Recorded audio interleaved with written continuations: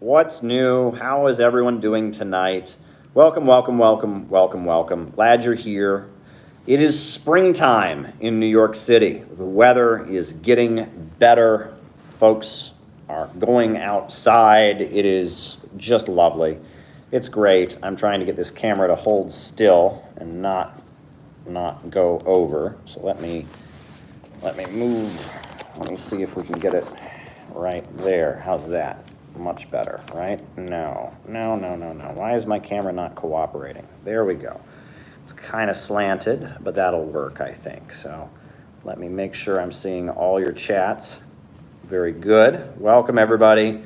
Glad you're here. Thank you for being patient with me. I've been having allergies. Allergies is the curse of springtime. I'm very happy to see it's lighter again and nicer outside, but my nose starts running and my throat starts feeling ticklish, and there you go. But hey, I'm back on here. I feel like I have enough strength to get back on here and do another lovely stream with all of you. So welcome, glad you're here. So glad to be with all of you. Be sure to hit the like button. Be sure to hit the subscribe button. Be sure to hit the notifications bell. You want to get the notifications about what's happening. Yeah,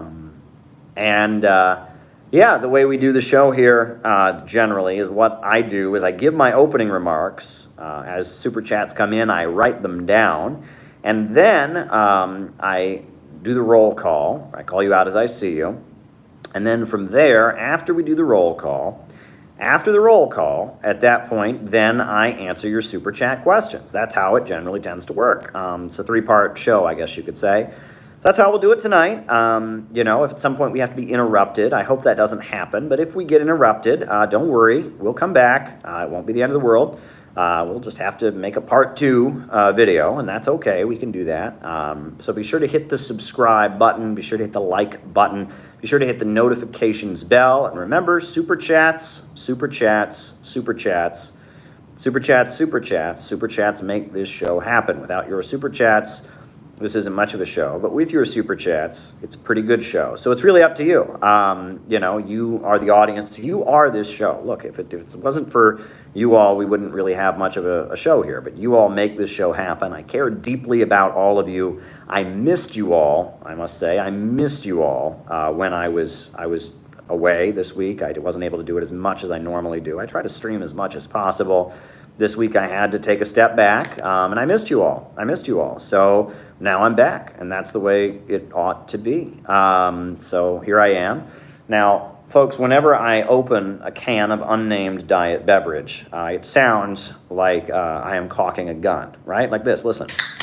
Doesn't that sound like someone's like cocking a rifle or cocking a shotgun or something? Right? And I say whenever I open a can, I think he's about to open a can of whoop ass. Is that a thing people say? Right? It was an old thing when I was a kid, like someone's about to open a can of whoop ass. I mean, I don't know. Maybe people don't say that anymore. It's like a dumb thing people would say. So I'm pouring the unnamed diet beverage, and from there, I will start giving my opening remarks. We may have to take a pause at some moment, so be prepared for that. And so what's new? First of all, the Derek Chauvin trial. Derek Chauvin is the officer who is on film taking the life of George Floyd. He's the officer who's on film doing that. The trial is continuing. And Derek Chauvin invoked the Fifth Amendment. He did not take the stand in his own defense.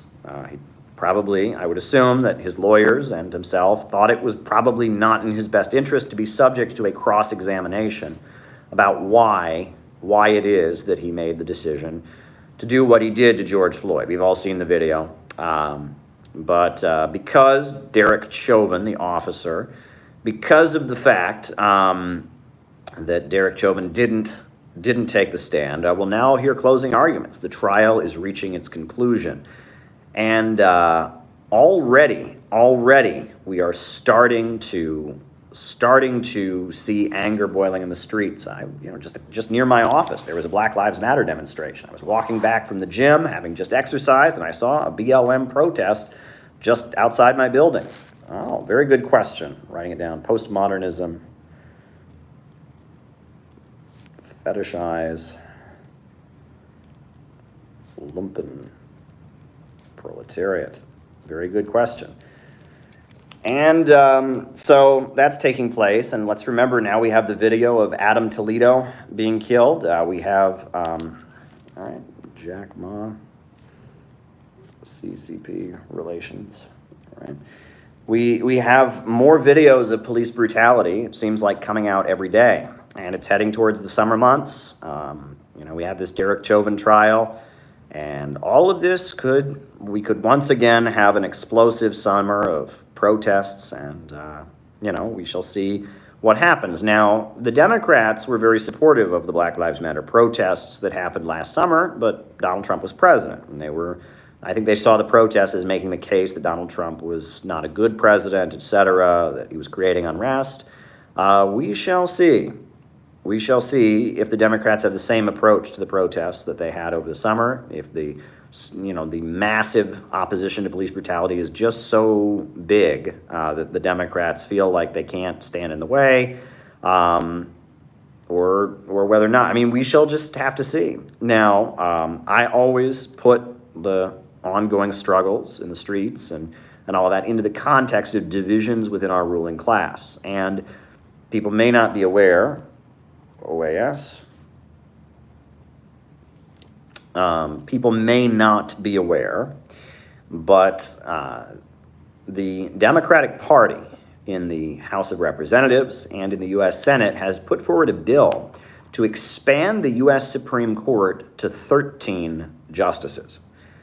Now, that's pretty big. That is pretty big, right? That, you know, the talk of packing the court, right? The U.S. Supreme Court is 9 justices. Right now, the Democrats don't have allies on the Supreme Court, right? Amy Coney Barrett, Brett Kavanaugh, they have kind of, you know, edged out the Democrats on the Supreme Court. So the Democrats, this proposal, they would expand the Supreme Court to 13 justices. It would certainly face a constitutional challenge. You know, let's remember Roosevelt talked of doing this. Let's remember Lincoln did this, essentially. So there's a precedent for this kind of thing. But packing the court, that sets the stage for what you might call a constitutional crisis. Is it conceivable the U.S. would have to move more state-run economy, right? Like state-run economy to compete with China. USA become state-run to compete with China. Alrighty. And it's also worth noting that the first Capitol rioter to plead guilty pled guilty today. He pled guilty to the crime of entering restricted grounds with a deadly weapon and obstruction of an official proceeding. The individual in question was apparently a German-American power metal guitar player who is alleged to be part of the Oath Keepers, and he did plead guilty. He originally had 7 criminal charges. He pled them down to 2, and he pled guilty to entering restricted grounds with a deadly weapon and obstruction of an official proceeding. I assume that official proceeding was the ratification of the Electoral College. He obstructed that along with the other January 6th protesters. Now you have to wonder, did he make any other agreements in exchange for his plea deal? Apparently there are 370 Trump supporters who are facing criminal charges as a result of the Capitol riot. And only one of them so far, thank you for the super chat, only one of them so far has actually pled guilty. This is the first one. So you have to wonder what kind of deals are being made. If we're going to see, suddenly a couple of them become born-again ex-Trumpers and have big YouTube channels, are we going to see them narking out each other, and accusing each other of things? Are they going to be we're going to have some of the Trumpers taking the stand against other Trumpers? People even wonder if they could bring criminal charges against Trump and have some of these Capitol rioters get up and say, Trump made me do it. He told me to do it. Who knows? We shall see. We shall see, right? This is how our criminal justice system generally works. I've said it, and I need to say it again. I need to scream this from the heavens. If somebody has a jury trial in the United States, if someone actually goes ahead and does not take a plead and actually has a trial, there's a trial, something's off. Doesn't mean the person's necessarily innocent, but it's highly likely that they are. Nobody risks going to trial in the United States. Like 99%, over 99% of cases in U.S. criminal courts, plea bargain. So if somebody goes ahead and takes the risk of going to trial, something's off. It could be they just are wealthy enough and well-connected enough, they think they can be acquitted. That could happen. GOP will, all right, okay, very good. GOP embrace left policies. It could be that, that they're, you know, rich enough, that they feel like they're well-connected enough, they're rich enough, they can risk going to trial because they can afford, you know, an amazing defense team. It could be that they are facing something like the death penalty, right? If they're facing the death penalty, or if it's their third strike, in some of these states that have three strikes laws, if it's your third strike and you're convicted of the felony, you're going to jail for 25 years, so you're going to, you know, mortgage your house and do everything you can to avoid getting convicted for that third strike. You know, it could be, there's a number of things it could be, but there is far more of a chance that someone is innocent if they choose to go to trial. Because, first of all, going to trial is extremely expensive, right? You're paying that lawyer. Second of all, going to trial is very time-consuming, right? You don't go to trial immediately, right? You can wait up to 2 years for trials. So, you know, you're waiting that whole time, wondering if you're going to be going to prison, right? Wondering, you know, I mean, you know, just having your whole life hang in limbo that whole time. So it's very, very time-consuming, very expensive to go to trial. And then on top of that, if you're convicted at trial, if the jury finds you guilty at your trial, then your sentence tends to be much higher. They call it the trial penalty. And the judge is angry with you because you wasted his time having to have a trial. So the judge gives you a much harsher sentence, you know, than you would have gotten if you'd taken a plea bargain.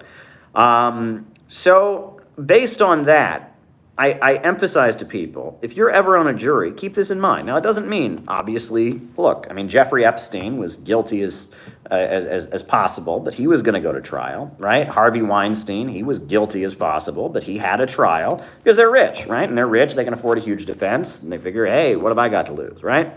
You know, there are examples of people who go to trial who are guilty of sin. However, if a normal average person takes the risk of going to trial, if an average person who's charged with an average crime takes the risk of going to trial in our criminal justice system, there is a very, very, very, very big chance they're innocent. I'm not saying they're innocent, but there's a very big chance of it. However, and here's the worst part of our criminal justice system, the overwhelming majority of jury trials in the United States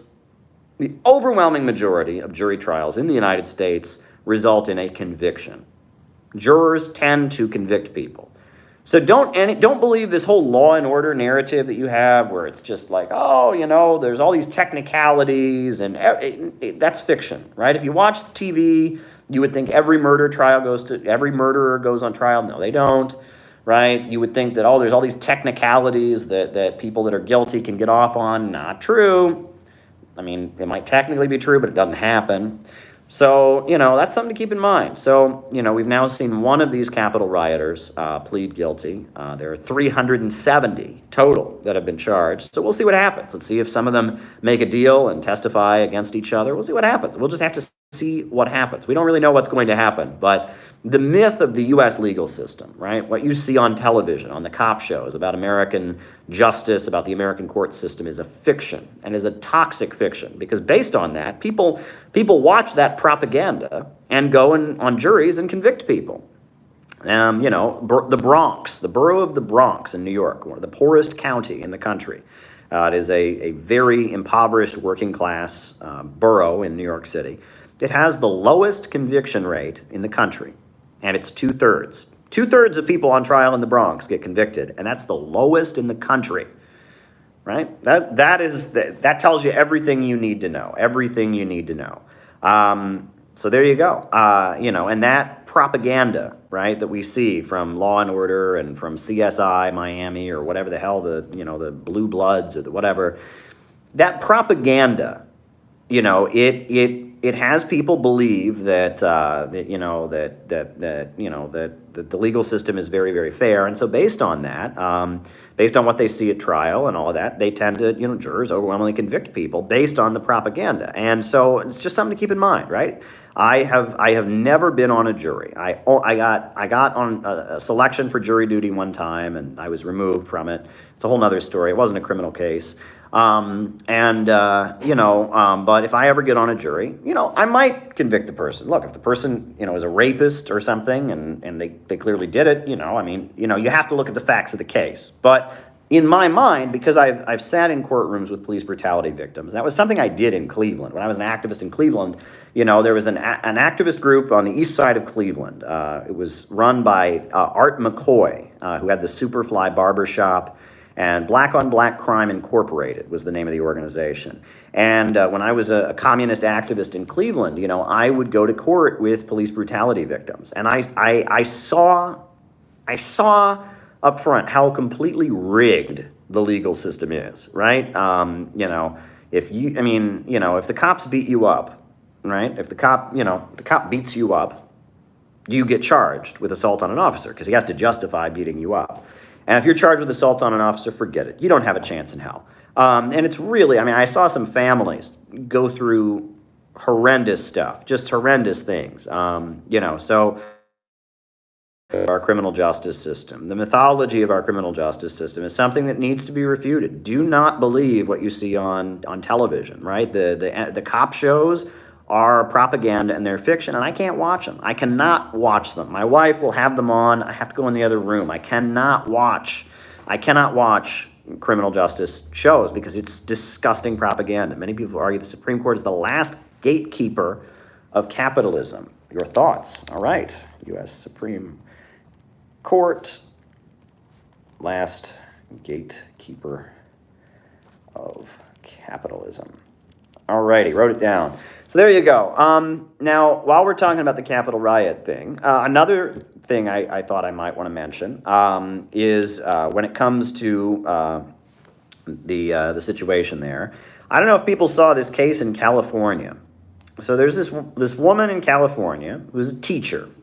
She's a teacher in California, teaches in a public school. HBO show called Night of, The Reality of the Criminal Justice System. Oh, okay. I'll have to check that show out, Dan. Thanks.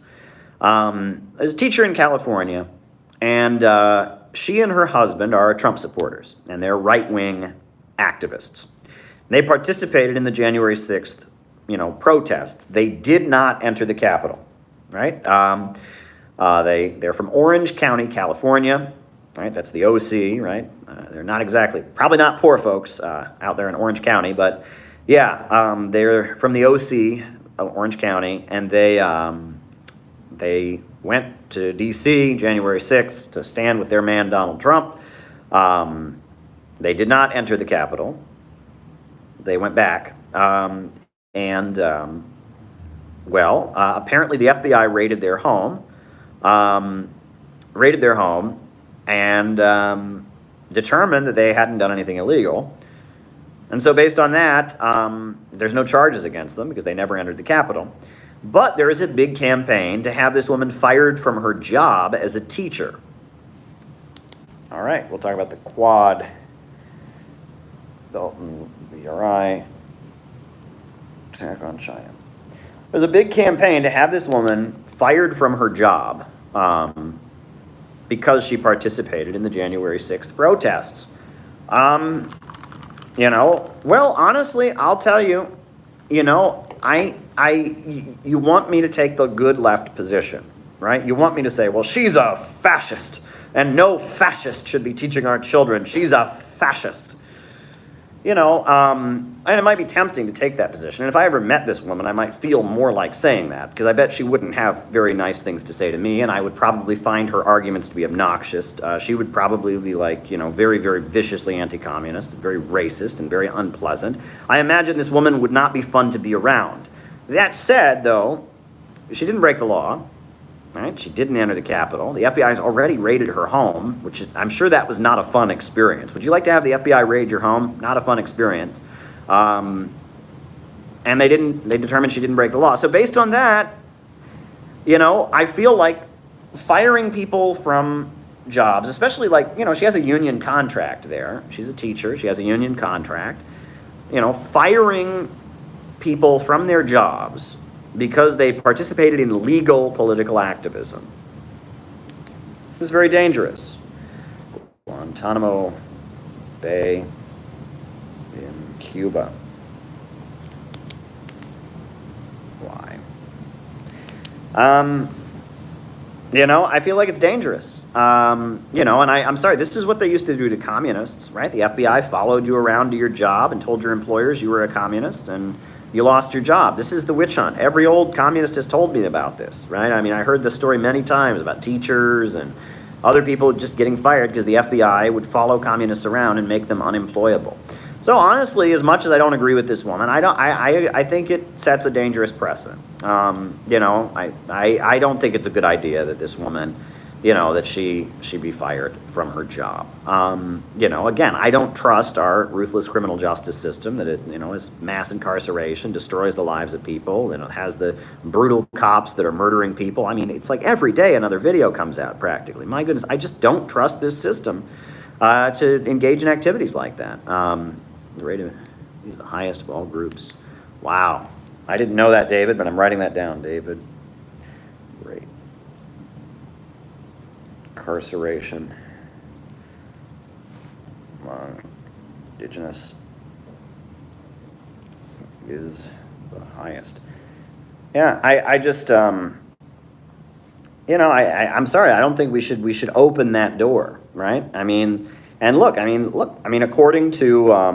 According to Skippy the Bear, Jabba the Bosch, all these people, everyone watching this right now should lose their job, right? Because we're all the equivalent of Adolf Hitler because we defend China, right? That's the message of BreadTube. According to BreadTube, there's no difference between us and the Ku Klux Klan because we support China, because we admire the Black Panthers, because we're sympathetic to anti-imperialism, right? If you are a tanky, according to the prevailing voices representing leftism, you're just as bad as a Nazi. So keep in mind that, if you open this door, that if you are somebody, the BreadTube crowd, if you're somebody ContraPoints thinks is a Nazi, your life is destroyed. That applies to all of us watching this here, right? I mean, maybe you don't like me. You don't have to like me, but it applies to you, right? You watched it, right? I mean, I'm supposed to be a fascist because I sat next to somebody who's not even a fascist, right? I sat next to a Russian traditionalist conservative intellectual. So that means I'm a fascist. So therefore, if you're watching this, then you are by de facto a fascist. And I mean, do you see what I'm saying? Like, this is how insane the logic is. This is dangerous. This is very, very dangerous, right? The deep state is not our friends. The American criminal justice system is not our friends. The FBI is not our friend. The CIA is not our friend, folks. And if you're a real leftist, you realize this, right? That yes, there may be times where there are divisions in the ruling class and there's open doors for alliances and such. But at the end of the day, I mean, if you seek to overturn American capitalism and imperialism and build a socialist society, the policing agencies of the U.S. ruling class are not your friends. Dissidents in PRC and China. And I mean, it just needs to be said. It absolutely needs to be said. Now, other texts aside from Marx, right? Texts portraying feeling of oneness. Very good. Now, on other notes, taking my first sip of unnamed diet beverage. On another note, interesting developments in international relations happened this week. So, if you're not aware, the government of Ukraine, the coup government in Ukraine, the regime that was installed in Kiev by Barack Obama, right? 2014. The CIA and Western intelligence staged these, violent protests in Kiev called Euromaidan, led by neo-Nazis and ultra-nationalists. They destabilized and toppled the elected Ukrainian government. and destroyed World War II memorials and did really awful stuff. So they took power in Kiev. So now we have this ultra-nationalist government in Kiev. And so the people in the eastern regions of Ukraine have declared independence. They've declared the Donetsk People's Republic, the Luhansk People's Republic. They refer to their area as Novorossiya. They did so unilaterally. Russia didn't tell them to do that. Russia does not recognize these republics. But they did declare independence. Crimea also broke away and joined. Crimea did join with Russia, but the other republics did not. And the government in Kiev has suddenly escalated its attacks on its own people, right? They're killing their own people, right? I mean, it's like, what they always say, they always accuse, whenever we're supposed to, fight a country, whenever we're supposed to hate a country, what do they say? They're killing their own people. The Kiev regime is killing their own people, right? They are shelling the people of the eastern regions. They are shelling the people of Luhansk. They're killing their own people. Right? They have a neo-Nazi division of their army. There is an official division of the army in Ukraine. It's called the Azov Battalion, and they are Nazis. They are, white supremacists. They are admirers of Hitler collaborators like Stepan Banderas. They have like a Nazi division of their army, right? So this pro-U.S. regime in Kiev, with a Nazi division of its army, is shelling the eastern regions, and U.S. media is not mentioning that at all. It's just pretending that's not happening. But they're alleging that Russia is building up its military forces on the borders with Ukraine. So we're being told Russia's building up its forces on the borders with Ukraine. Meanwhile, U.S. media is, downplaying and ignoring the fact that the Ukrainian government is murdering its own people because they live in the eastern regions, because they maintain their Russian language, because they've chosen to vote for the communist parties and have communists be part of, their leadership. So because of that, right, we have an intense situation, right? The situation in Ukraine could intensify very quickly, right? Now, I have been to Crimea. I've been to Yalta. I went to the Yalta Economic Forum. I've never been to the Eastern Republics, never been to Luhansk or Donbass or Novorossiya. I have been to Crimea. But it's a very intense situation. And I know there's a lot of good comrades of mine who have gone over there, right? American communists, gone over there and stood in solidarity with the people of the eastern regions against the fascist U.S.-backed regime. And things could really, really intensify. The situation with Russia is very intense. Now, the USA imposed new sanctions on Russia based on this allegation that somehow Russia meddled in the U.S. elections, right? There was this alleged SolarWinds hack, whatever the hell that means. No evidence is presented, but we're told Russia somehow, allegedly, we can't say how, but with high confidence, they know that Russia must have somehow interfered in the U.S. elections. So based on that, they've imposed new sanctions.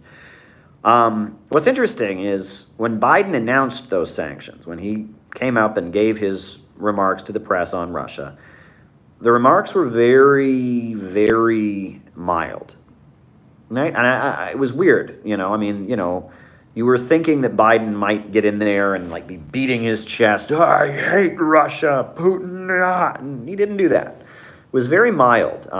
There was talk of arranging a summit, between the Russian president and the U.S. president in the summer.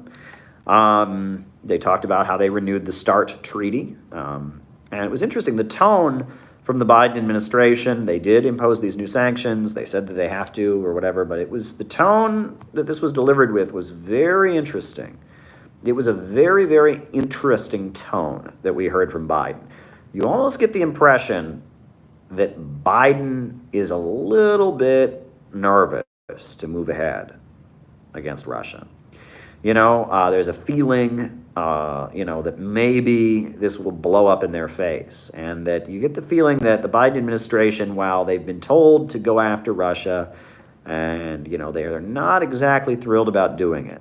And that is quite interesting to me, quite interesting indeed, to hear that cautious tone from Joe Biden. I mean, Joe Biden sounds sleepy and tired no matter what he's talking about, but, that cautious tone from Joe Biden was very, very interesting.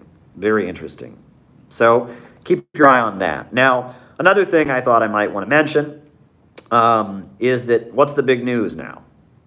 China's economy is speeding ahead. While we're still crashing and burning in the aftermath of the pandemic, China's state centrally planned socialist economy is zooming ahead, right? China, there are definitely capitalist entities in China, but the overall economy is a socialist planned economy. They have a 5-year economic plan. They have government-run banks. They have government-run industries. Private companies are not free to operate simply as they wish. They are, subject to frequent government control. In China, you have situations where workers go on strike and the government shows up and forces the company to surrender to the workers. That frequently happens in China. In China, you have private companies that aren't really private because technically they're private, but they get a subsidy from the government, and all their business is with the government, and they're not really private. You'll hear American commentators will many times say there's no such thing, there's no such thing as a private company in China, because basically China has a centrally planned economy. China's economy is centered around the state. And because of that, because they don't have a free market economy, because it's not the rule of profits, because the Chinese Communist Party is in command, not the anarchy of production and the chaos of the market, because of that, China is not held back by the irrationality of the capitalist system. Now, there are bad things that go on there, no doubt about it. There is corruption in the country. There are a lot of people in the country who are just coming out of poverty. They used to live until, recently, they had no running water and no electricity. Well, now they're living in modern housing units and with running water and electricity. But at the same time, this is a big change, and, maybe their conditions, coming out of poverty are still pretty bleak. So it's a complicated situation. But overall, China, with state central planning, with the means of production, the banks, factories, and industries being organized to serve public good and not held back by the irrationality of profits, China's economy is zooming ahead. It is zooming ahead. I mean, China is moving ahead at full speed, right? Massive growth this quarter.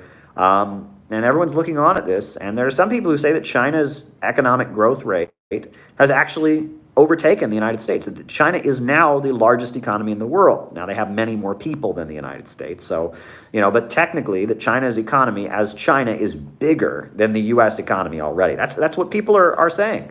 That's very, very, very intense. And that is very, very exciting. And it shows that, yes, socialism does work. Look, folks, under Gaddafi, when Gaddafi was the leader of Libya, socialism in Libya had the highest life expectancy on the African continent. Now that Libya has become a free market country, thanks to Barack Obama and his bombs, now Libya is deeply impoverished. It's joined the global free market capitalist system, and people are drowning on rafts trying to get out of there all the time. It was socialism that has made Cuba, a country that, even though it's a small island, it's known all over the world for its achievements in healthcare, raising life expectancy.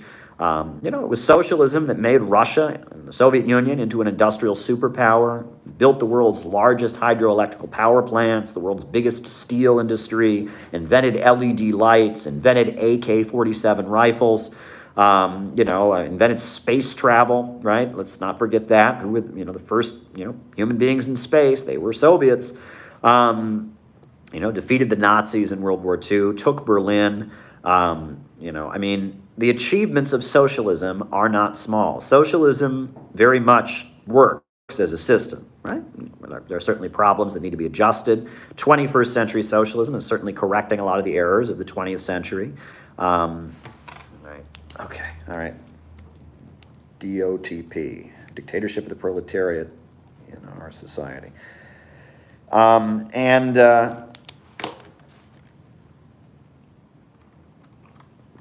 Socialism is triumphing, right? Vietnam, look how they've handled this pandemic compared to Western capitalism. Look at what, even in India, a capitalist country, look at what the region of Kerala, where the Communist Party of India Marxist dominates the local governments, look what they've achieved.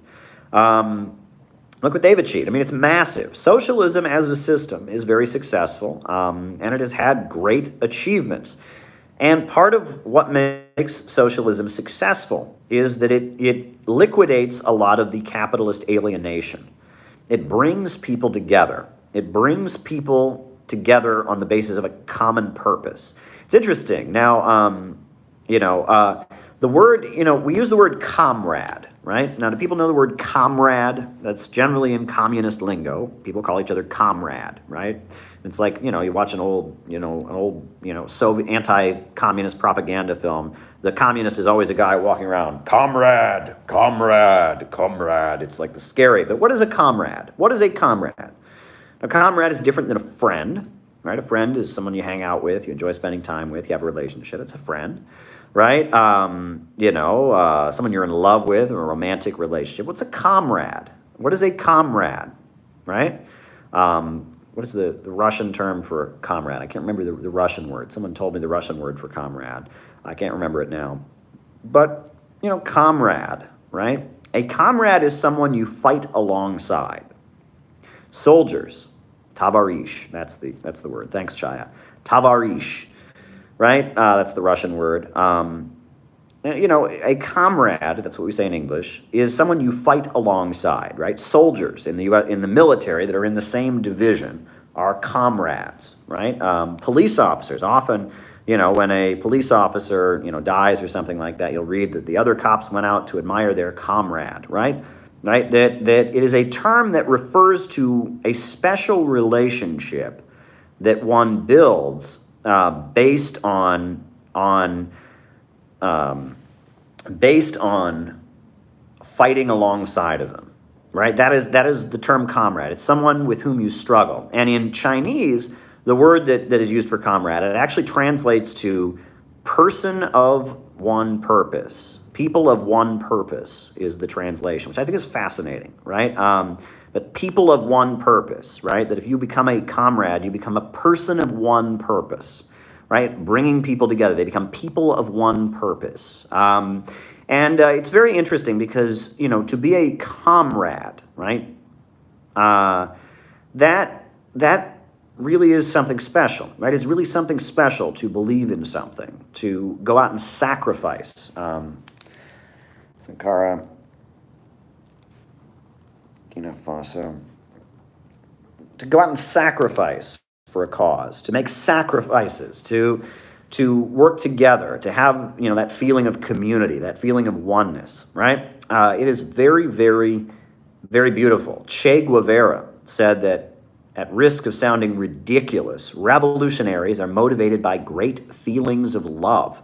And there are many other statements that have been made by various revolutionary figures from around the world, right? That there is a love for humanity, a love for one's ideals, a mystical attachment to some greater concept and greater purpose.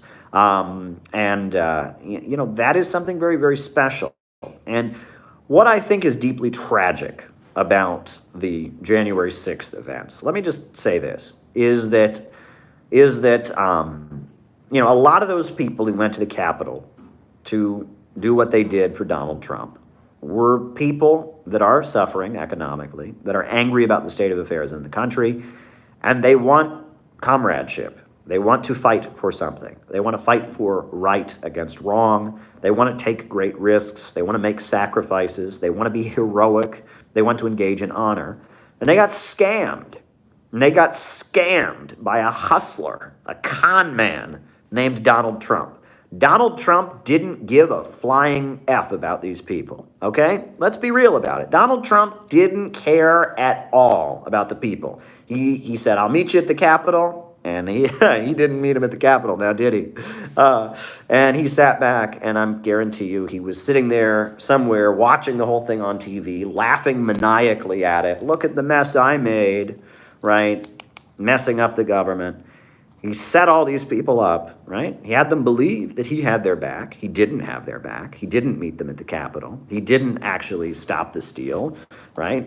He set these people up. He wanted to go down in history. Figured he was leaving office. He wanted to go out with a bang, and he made fools out of these people. It was cynical. It was maniacal. It was cruel. It was heartless. And what is now happening is that the liberal order, the postmodern liberal order, is trying to use what happened on January 6th, not to argue that Trump is a bad guy. Well, I mean, they are saying that, and they're right. Trump is not a good guy. Not to argue that Donald Trump, is a con man, which he is. I mean, they are saying that, but they're trying to make the point that there is nothing to live for, that there is nothing to fight for. There is nothing worth risking your life for. There's nothing worth sacrificing for. That any cause that you would try to believe in, that any cause you would try to sacrifice for, is a hustle, is a scam, is a manipulation. That every leader is another Donald Trump who's just going to set you up and use you. That the world is a cynical place. There is no truth. So stay home, smoke a bong, and play video games all day. Right? That's basically the message that we're now getting from the ruling class. There is no truth. There is no higher purpose to life. There is no reality. Everything's a matter of opinion, and all who tell you that there is truth, that there is right and wrong, are totalitarian. They're trying to brainwash and manipulate you. So just try to, ride out the storm, play some video games, watch some porno, and smoke a bong, and watch your country continue to fall apart and crash and burn, and there's nothing you can do about it, and the world is getting worse, and there's too many people in the world anyway, and we got to reduce the human population because growth is bad, and there is no future. That is the pessimistic message of the U.S. ruling class at this time. That's what they want, basically, and they're trying to use the evil scam of Donald Trump. They're trying to use that scam to tell people that all political movements, all who claim to be revolutionaries, all who would urge their followers to go out and sacrifice and take great risks, all of them are hustlers and scam artists and liars and con men, and that if you go out and do something heroic, if you believe in something so strongly that you would, storm into the Capitol building or whatever, that you are simply a dupe, you're a sucker, people should laugh at you and not take you seriously. That is the message that they're trying to send with this January 6th event and their continued discussion of it. They're running a postmodernist narrative where truth is bad. It's not that Donald Trump is a liar, it's that truth is bad. It's not that Donald Trump is evil, it's that saying that right and wrong don't exist. Right? That is the narrative they're trying to push. And that is a destructive narrative. That narrative will kill you. I don't know how to say it any differently. I don't know how to put it in words that don't sound crazy like that. But that narrative will kill you. It'll kill you. I mean, I don't know how to put it in any other way, right? If you start to believe there is no truth, if you start to believe right and wrong don't exist, if you start to think that growth is bad, if you start to believe that you don't have a future, if the only thing that you live for is physical pleasure, right? You will become a very depressed person. You will become very lonely. You will become very self-destructive. You will likely become addicted to drugs, and maybe addicted to drugs, maybe depressed, maybe suicidal, maybe self-harming. That this ideology that the ruling class is pumping out of every iPhone and laptop and TV, this ideology that they are pumping out to the broad masses of the American people, this ideology is an ideology of death. It is an ideology of death. It will kill you. This is an ideology that will kill you, and they probably mean for it to kill you, right? Look, I work in the TV business. I work in news, right? Look, I'm just telling you something that you should be aware of, right? This is just something that everyone who's ever worked in journalism knows about, right? In the news business, we do not cover suicide. Did you know that? We don't cover it. You know why? You know why we don't? Because every time they cover suicide, every time they put on the news that somebody killed themselves, the suicide rate goes up. So as a matter of public health, as a matter of ethics, if somebody kills themselves, it doesn't go on the news because reporting on suicide causes more suicide. So, doesn't matter. All right. Minorities. Bootstraps narrative.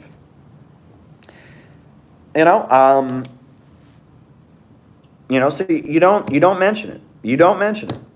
Okay? And that's why, because you don't mention suicide, right? You don't mention it. People don't even know about it.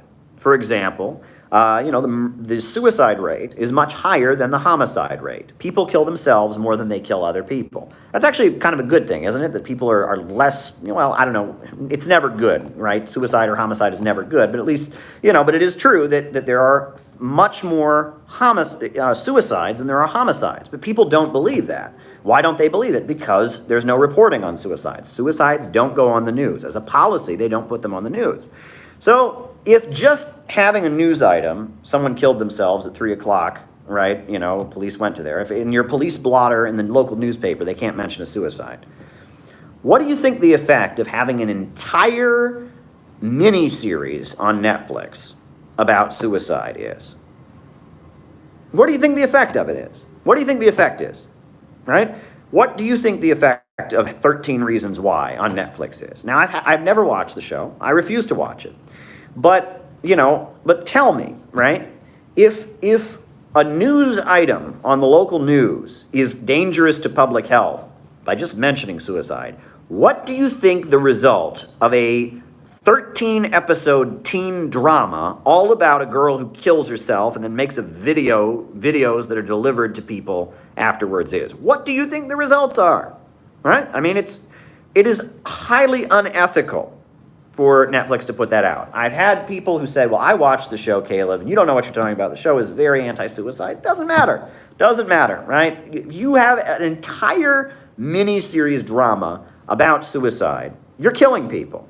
The results of your actions is taking people's lives. So Netflix putting that on there is highly, highly irresponsible. But it's about pushing this pessimistic narrative, right? It's about pushing this pessimistic narrative. The idea that there are limited resources in the world. Oh, there's just limited resources. We can't have endless growth. Growth is bad, don't you know? That narrative is the same pessimistic worldview. The belief that right and wrong don't exist, right? The belief that anyone who believes in right and wrong is just a brainwashed idiot who's going to get taken advantage of an evil guy like Donald Trump. Folks, this is toxic. This is toxic liberalism, right? There is toxic right-wing stuff. That's out there too. But this is toxic liberalism. Toxic liberalism. And they are trying to fight the Donald Trump and the alt-right movement with toxic liberalism. And in the long run, the right wing will triumph. If the fight is between toxic liberalism and the alt-right or the new right, fascism will triumph. Why? Because life seeks to preserve itself, right? Life seeks to preserve itself. The drive to live, the drive to survive, the drive to procreate is one of the most strong, innate drives in human beings. Human beings as a species, they want to keep living, they want to have children and reproduce, and they don't want to die. Human beings have vastly expanded their life expectancy over the past 2,000, 3,000 years. They have vastly increased their population exponentially because human beings want to live and human beings want to reproduce.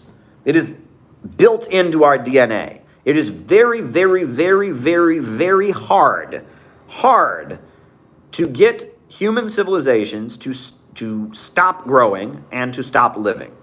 So when you have the liberal order putting out an ideology of death,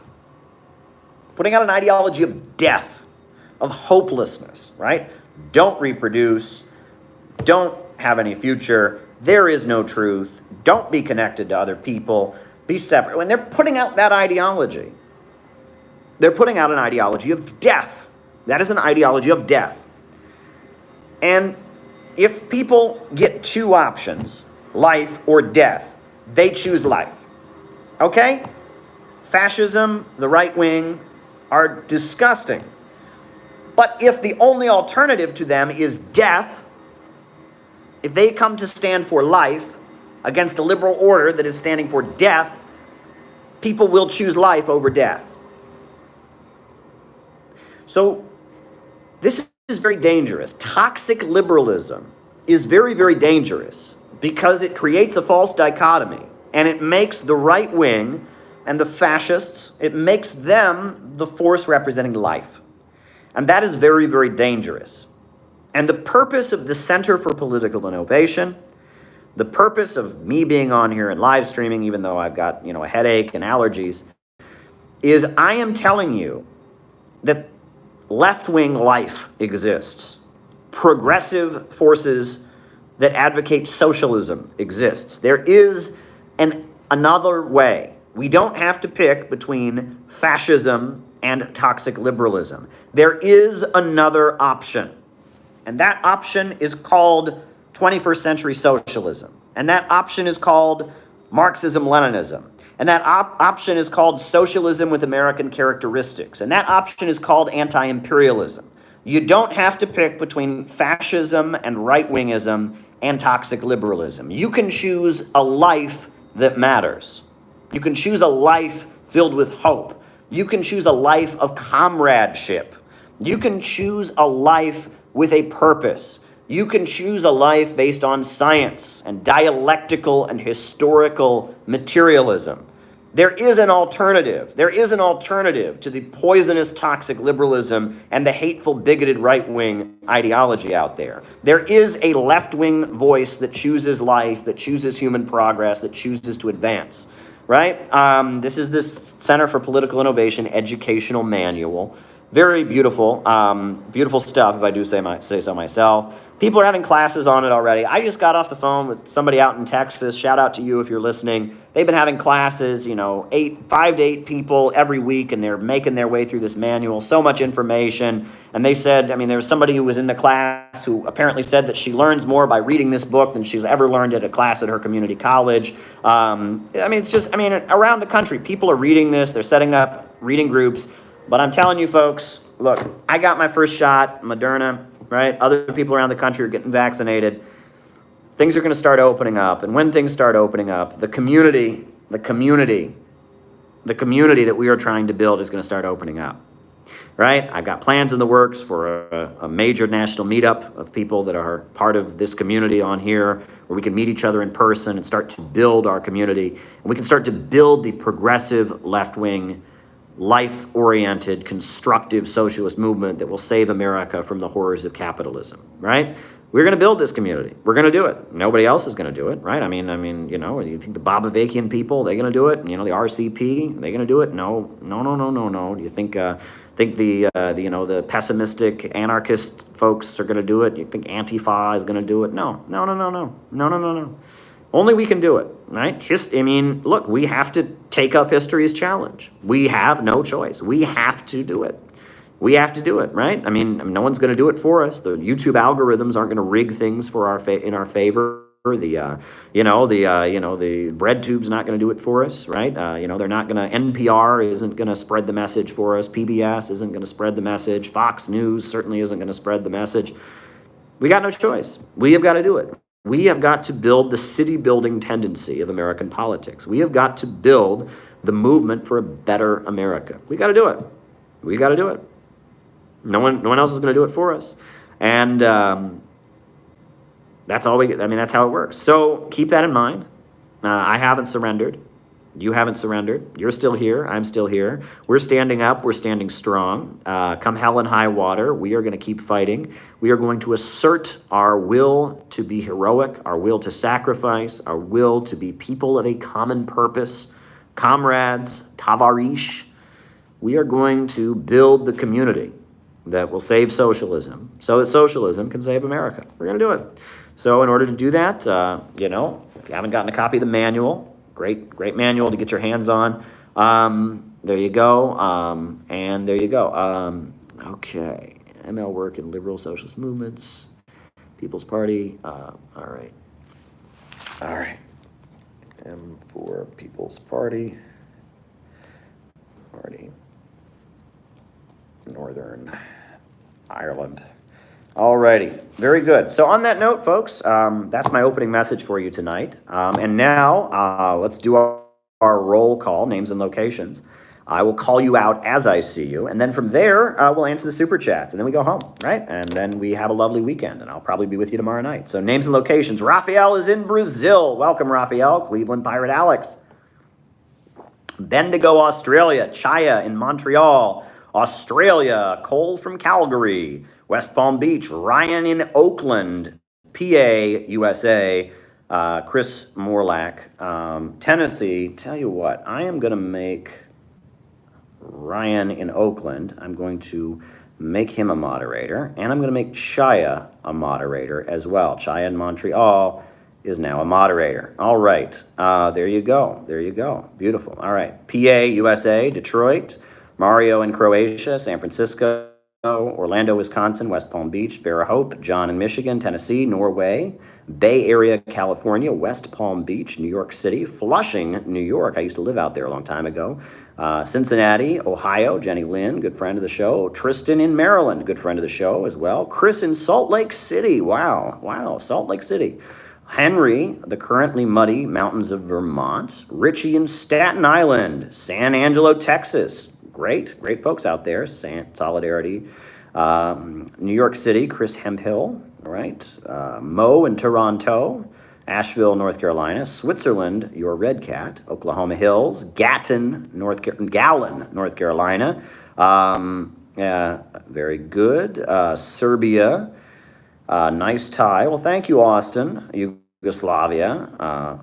Welcome to the Wrench Gang, right? Not the Monkey Wrench Gang. They're eco-terrorists. We're not like them, right? Steve, Southwest Michigan. Congrats. Io Hillary in New York City. Los Angeles, Devaney, very good. Naples, Florida. Pomona, California. Quebec City, beat down the dirty trolls. Damn right. Yay mods, says Chaya. Samuel in Chicago. UK, Ben in Hungary. Arkansas, welcome Chaya and Raphael. Terre Haute, Indiana. Helen Woolley. Helen Woolley is here. Welcome, Helen. Welcome, Helen. I think I'm going to make you a moderator as well. You're now a moderator, Helen. Switzerland, Mohsen from Iran. Congrats to the new mods, Massachusetts. Mads in California. Four Oaks, JT24. William C. Foster in Paradise. Epstein's Island, Dario Tamara in Brooklyn. Welcome. Brooklyn's great. Minneapolis, Minnesota reporting. Brazil. Philly in San Diego, Fort Lauderdale, right? There you go. Thanks, Caleb. Big shout out to Australian comrades. Ben Kavanaugh, Workers' Party in Edinburgh. Welcome, Ben. West Virginia, there you go. Outskirts of Los Angeles. Welcome from the outskirts. Leipzig, East Germany. Brighton, UK. Nate from Chicago. Who else? How's the weather in New York? It was a little rainy today, but better. A little bit rainy, but better. A little bit rainy, but better. Manila, Philippines. Very good. Very good. Right. Philippines is a great country for sure. There you go. All right, folks. So now we are going to get through our super chats. Now, the first super chat question came from Chaya. And it's actually a very good question. But before I get to that, I had an opportunity to do a conversation. We pre-taped last night on the YouTube channel Ewoks Unhinged. And I'm going to post some clips from that later. So keep your eye out for that. But it was fun. So when that interview goes up, you should check it out. It was fun. Ewoks Unhinged, that's a good channel. They have a lot of different folks on there. Shaniqua from Buffalo. Welcome, Shaniqua. Yeah, they have a lot of good clips on there. So check out Ewoks Unhinged. I'm going to be posting some of the clips of my interview on there. We had a great back and forth. That guy at Ewoks Unhinged, he's out in Canada. He's a great guy. So there you go. Now, the first super chat question was from Chaya. She asked about postmodernism fetishizing the lumpen proletariat. There's a lot, that's true, right? That the new left, the postmodern, non-Marxist left, does fetishize the lumpen proletariat. And there's a reason for that. And the reason for that is that you have to read Marx. When Marx writes about the lumpen proletariat, right? So first of all, we have to talk about what is the lumpen proletariat. So there's the proletariat, right?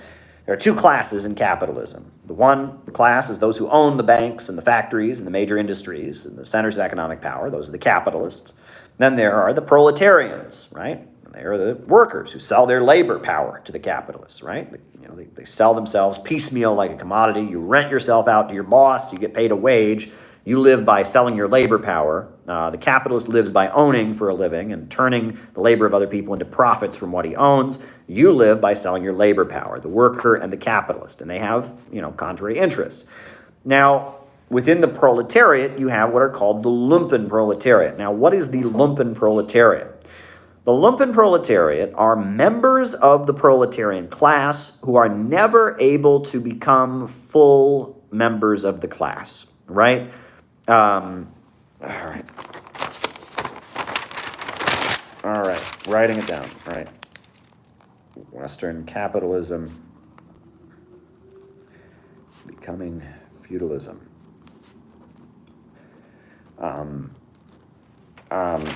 So they're never able to really become workers, right?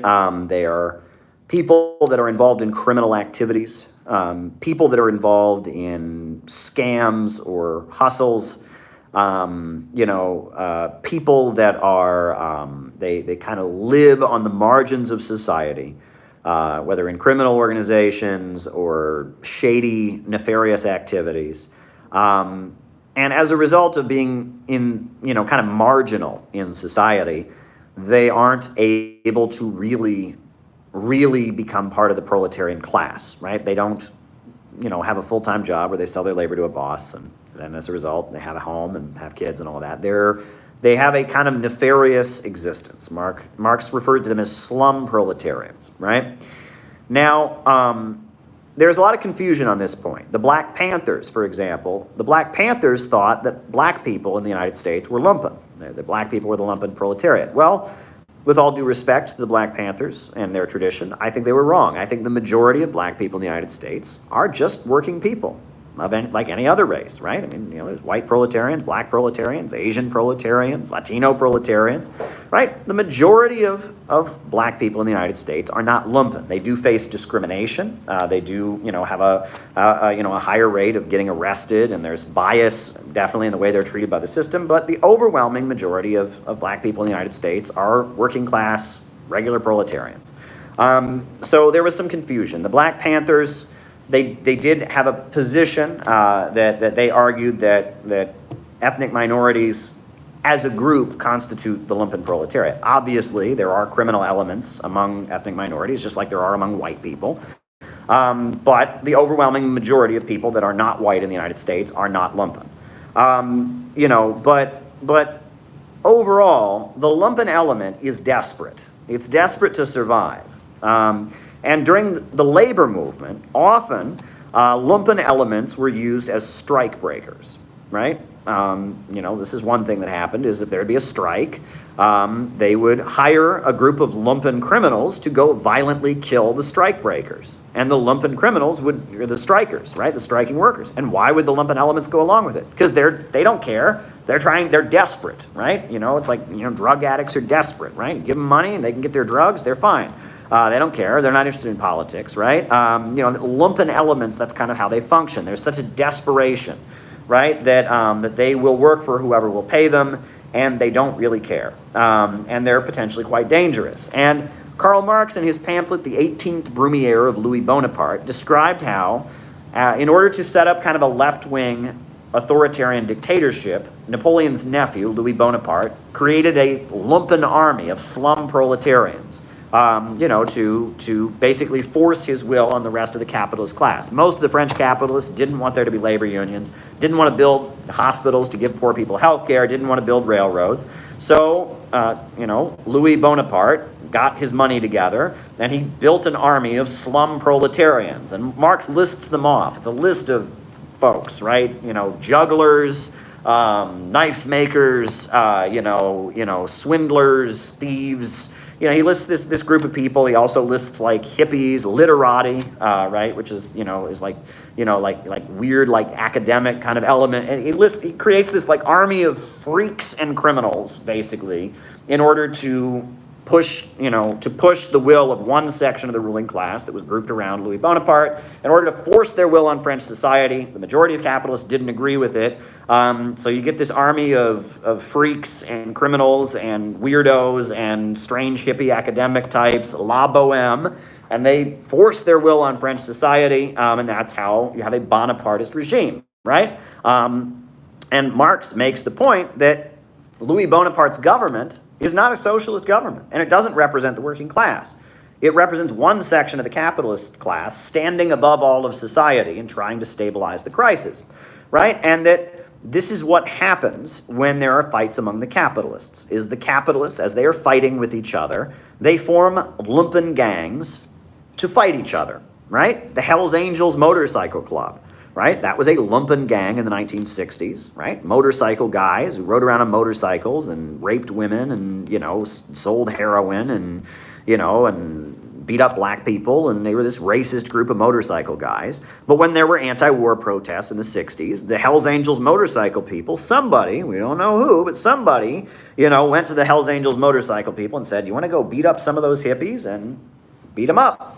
Right? And that was what would always happen. The Hells Angels motorcycle people would go beat up the hippies, right? That happened a lot. And why? I guess they just really supported the Vietnam War, huh? There's nobody like encouraging them to do that, huh? No like law enforcement agency that might arrest them for heroin, but then didn't if they beat up the right people. You get what I'm saying. And this kind of thing happens. And on the left and the right, sections of the ruling class build lumpen gangs, basically, to force their will on the rest of society. The ruling class does not want all of society to awaken, because that would lead to their overthrow. That's a revolutionary situation. When all of society awakens, you have a revolution. They don't want that. They want most of society to remain asleep, but they want to have their crazy group of kooks force it, right? And the fascist movements, historically, have done this. George Sorel, now this is a very important thinker in French history. George Sorel, he was a French Marxist and syndicalist, and he vehemently disagreed with the French Socialist Party organizing the broad masses of people. Otto Bismarck, Bonapartist. He didn't agree with the French Socialist Party organizing the broad masses of people. He argued that instead you need to build a group of violent men who seek to become heroic through their violence. He argued that the broad masses of people are not worth organizing, that the ultra-rich, the rich people, they're just the rich, but there's this group of heroic men who have a warrior aesthetic, and that's who you should organize. And Sorel led the syndicalist movement in France. And this is very, very interesting to me. Sorry, that totally real painting behind me just turned off. I don't know how that happened. But anyway, the syndicalist movement broke away from the Marxist movement. And instead of trying to organize broad communities, the syndicalist movement in France started building these isolated groups of armed men who wanted to be heroic. And they preached anarchism and syndicalism. And in theory, they were more radical than the Marxists in France, except they were being covertly supported by the French police.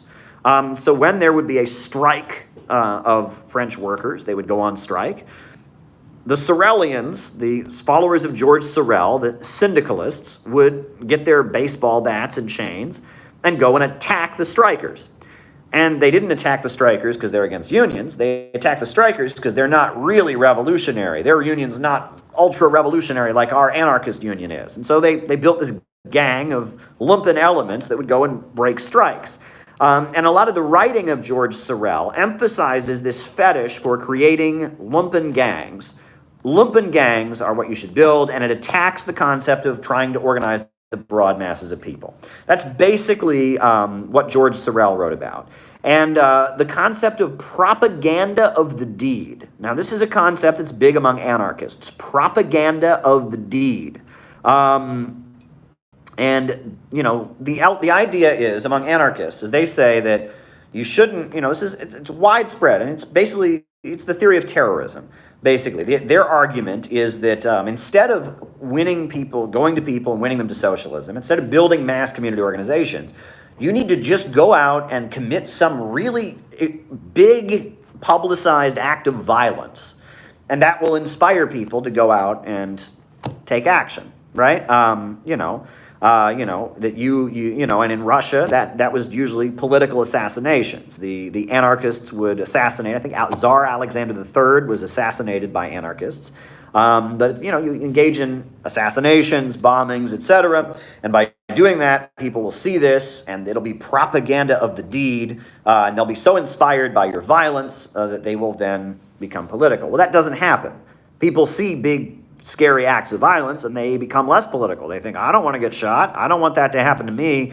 I become less political. It has the opposite effect. It drives people out of politics. People are afraid of losing their life, and so they become less political, right?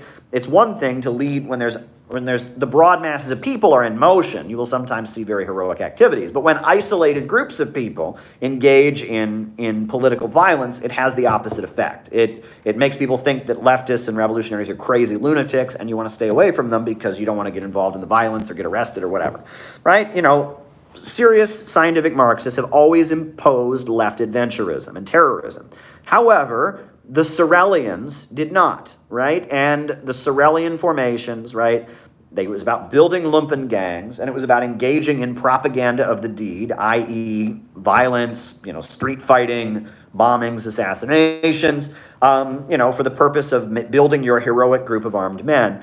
What's interesting is that the new left, this was the fascist element, like Mussolini comes out of this current, right? Benito Mussolini was a follower of George Sorel on the left, who eventually he quit the French Socialist Party, he supported World War I, and he formed a group of syndicalists in Italy who supported World War I. They argued that, that World War I was a war to defend the French Revolution and its ideals, so they supported World War I, and they built this group called the Fascisti, that went around beating up socialists and leftists that were against World War I.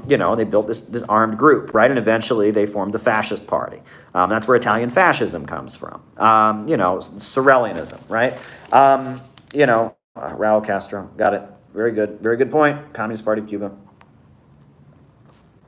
And that's where Sorelianism comes from. So what's interesting is the new left, the 1960s new left, the postmodernists, the folks in the 60s who are rejecting Marxism, that are part of the anti-Vietnam War movement, part of the civil rights movement, but are rejecting Marxism.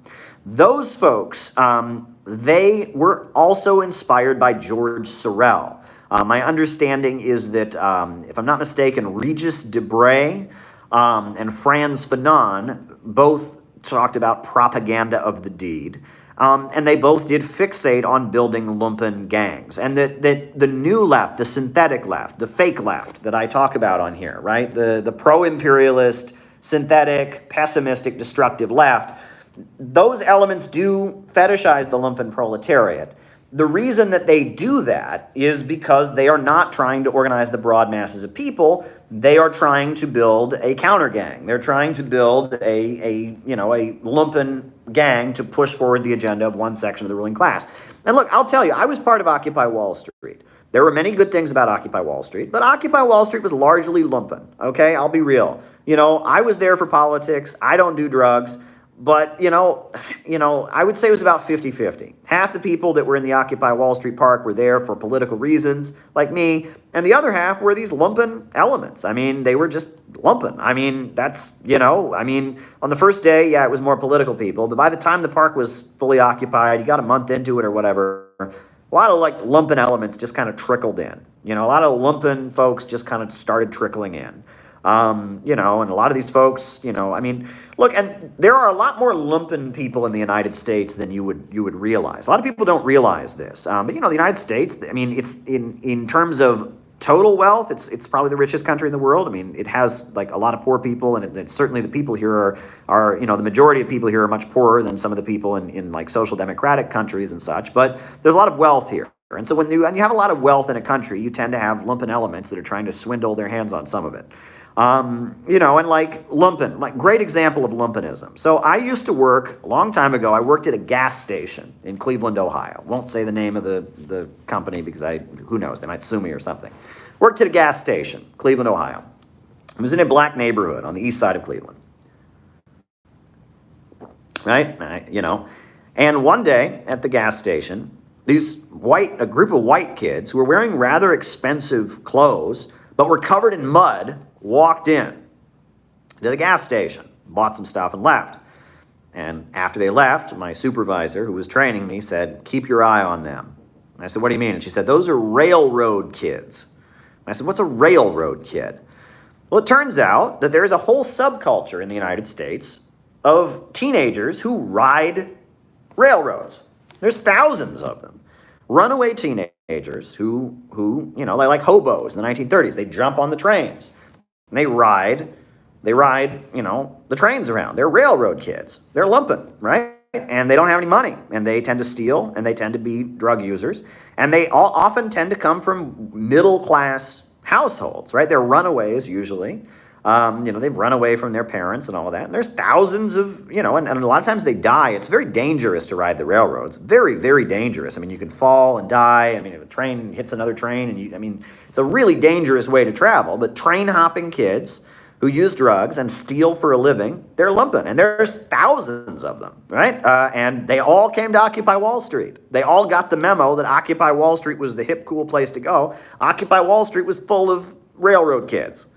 You know, you know, I mean, those are lumpen elements, right? And that Occupy Wall Street, in a lot of ways, it was an assembly of lumpen elements. You know, that said, a lot of the fascist groups, I look, I was, unfortunately, I debated Augustus Sol Invictus. You can watch the video of it. And he brought with him to his debate 5 or 6 Proud Boys. And those were lumpen guys. Not a lot of teeth, you know, scraggly beards, and, you know, there were people who'd been in prison. I mean, you know, you look at those folks, you know, they're not, you know, they're not folks who just they're not just normal, everyday Americans with a wife and kids and working a good job. No, a lot of those Proud Boys, you know, they want to present the image that they're this wholesome group of people, but a lot of the Proud Boys, look, and if you've ever seen video of the Ku Klux Klan, right? Ku Klux Klan, are they just average, hardworking Americans? No, right? Skinhead gangs, neo-Nazis, you know, Ku Klux Klan kind of guys, you know, they're lumpen. That's what they are. They're lumpen thugs, generally, right? I mean, you know, there are different factions on the right, but the classic neo-Nazi elements in the United States, the, you know, Ku Klux Klan kind of people, the skinhead neo-Nazis that are the Aryan Brotherhood groups like that, those are lumpen gangs, right? The left and the right both do this. They build lumpen gangs to push forward their agenda. And this is something that actually goes back to ancient Rome. You know, in ancient Rome, this was a thing that happened, right? The proletarians would be hungry and starving. You had the first society with unemployment, the first society with beggars. And so if Julius Caesar was fighting against another leader of the Romans, he would build a mob of, you know, hungry proletarians. And they would, you know, and this is how the Roman elites fought each other, is they would build armies of homeless, hungry people to, to kick the ass of the rest of their own class, right? And this is a classic technique. However, it won't result in a revolution, right? Revolutions are when we get to all of society.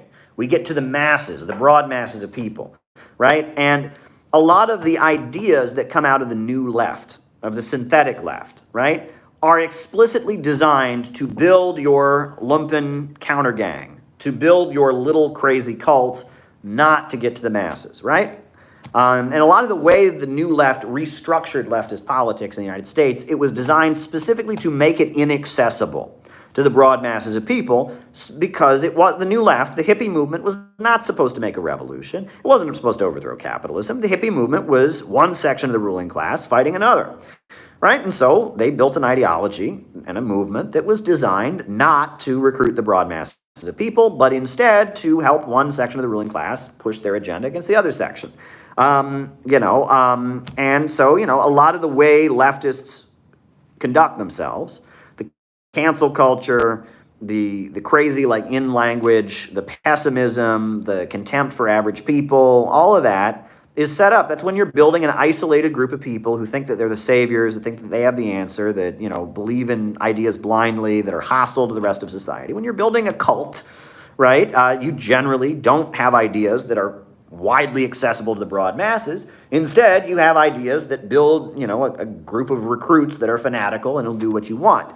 And a lot of the new left and their obsession with lumpen proletarians, but also their beliefs, right? I mean, their embracing of drug use. Most people don't want their kids to be strung out on drugs, you know.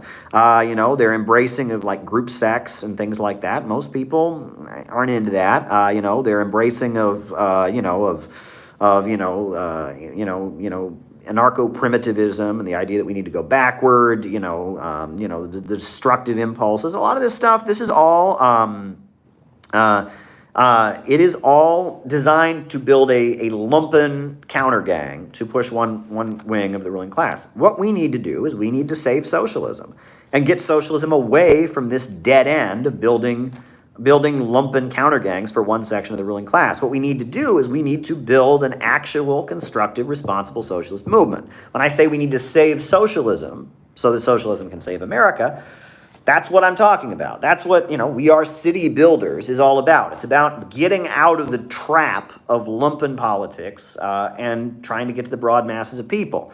That's the point. That's really the point. So it's a long answer to a very important question. Thank you, Chaya, for asking that question. And I'm not going to give as much attention to any other questions because that was a long answer. There's a lot there. And this is all stuff I'm learning about. But ultimately, the New Left's obsession with the lumpen element is based on the fact that they are not trying to get to the masses. They are trying to build a counter gang. All righty.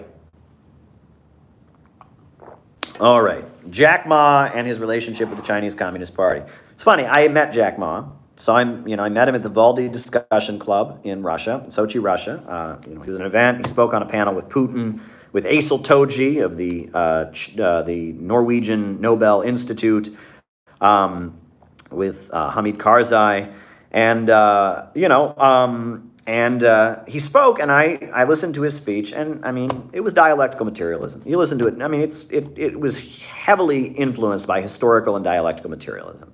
So I wrote an essay about this, Learning Marxism from Jack Ma, and and at the time I wrote this essay, I based it on having met him and having heard his speech. I thought this guy is influenced by Marxism.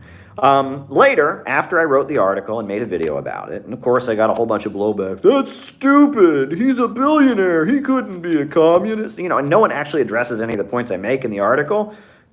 Like I point out how there's like definitely Marxist analysis in his speech, but it's like, that doesn't matter, right? You're stupid. He's a billionaire. You couldn't. I'm saying that he's influenced by Marxism and how he understands the world, but no. I mean, they're just the ridicule, right? No one actually bothered to rate it. Now, the people who did listen to it thought it was kind of a brilliant essay, and you can watch it online, but the people attacking me didn't bother to read it. They just, that's stupid, the childish ridicule, and there's no point in engaging with such people. But anyway, after my article was published, and it's in my book, Getting Rich Without Capitalism, it became public that Jack Ma is a member of the Communist Party. Right? He's actually a member of the Chinese Communist Party. Oh, great. Now, I understand there is some stuff going on, and that, he may have, been working against the party or something. I don't know enough about it. I don't know, and I don't think we really know. That he's been fined a lot of money, he's being punished. And I can't comment on that because I have no clue what's going on. When I met him, he seemed like a nice guy, and he gave a talk that I took notes on that seemed influenced by by dialectical and historical materialism. That is all I know. I have no idea what's going on. He got a fine. They do have laws in China. They do have courts, and again, I've pointed out, look, China has executed billionaires before. Not millionaires, billionaires. There are billionaires in China who have gotten death by lethal injection. So the idea that, China is just a normal capitalist country, no, right? Jack Ma, he may be a billionaire in China. He may be a powerful, influential person, but he's not above the law. And, we may be seeing that right now. He was a member of the party. He was a highly influential person. He does understand Marxism, I'll tell you that much. But, it looks like he has fallen afoul of the Chinese government. I guess that's what it looks like. We don't really know the whole story, but his company, he's in some deep shit right now, I guess, to pardon my French. So we don't know why. Oh, there you go. Marcyites. Marxism. We don't really know. I mean, we don't know what's going on, but it's interesting to see how it develops. Okay, what is the Organization of American States? That is a group of countries in the Western Hemisphere, Canada, the United States, Mexico, all of South America, all of Central America, and Cuba is banned from it. And it's an international organization of countries in the American Hemisphere, of North and South and Central America. And Cuba is banned from it. That's what the Organization of American States is, the OAS. And the USA is pretty influential in it. There you go. All right. USA have more of a state-controlled economy in order to compete with China. Yes, and not just to compete with China, but because they're trying to deal with a crisis, right? American capitalism is in crisis. It's very unstable. A lot of people are unemployed. Look, Biden has this $1 trillion infrastructure plan. Let's see if it actually happens. Oh, Afghan withdrawal. Very good question. Afghan withdrawal. And, we'll see what happens. But yeah, definitely there are sections of U.S. society that would like to assert more Bonapartist state control in order to stabilize the economy to deal with the global crisis as well as the domestic crisis, for sure. Will they be successful? Look, we know how divided the American ruling class is. We saw that on January 6th. We continue to see it. I mean, we're revving up for a big summer of protests. So there you go. All right. Will the GOP embrace left policies? I think that is, as weird as that sounds, look, I don't know if people remember the Bush years. During the Bush years, the establishment was with Bush, right? George W. Bush, he was the commander-in-chief after 9/11. He was going to save America from the terrorists, and you were either with him or against him. And you remember there were a lot of libertarians who were in the Democratic Party. They vehemently disagreed with the Democratic Party economically, but a lot of these libertarian people who didn't like the Patriot Act and didn't like the Iraq War were voting Democrat, because the Democrats basically became the party of opposition. BPP, right? BPP, bastards of the party.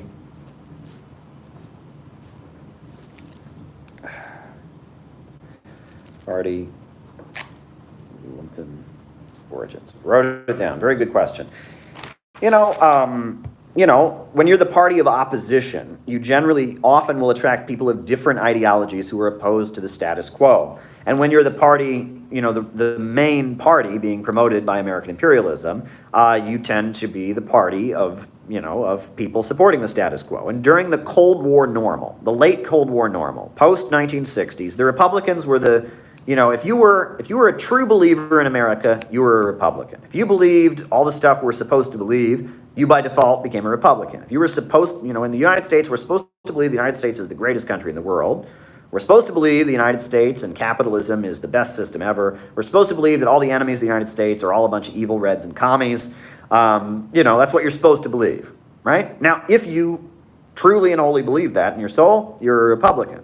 However, if you questioned it, you were somehow in the Democratic camp. You could be a libertarian, you could be a liberal, you could be a socialist, whatever, but not, if you didn't believe in the American status quo, you were in the Democratic camp. Now, obviously, there are far left elements who didn't vote for the Democrats. There are far right elements who didn't vote for the Republicans or the Democrats.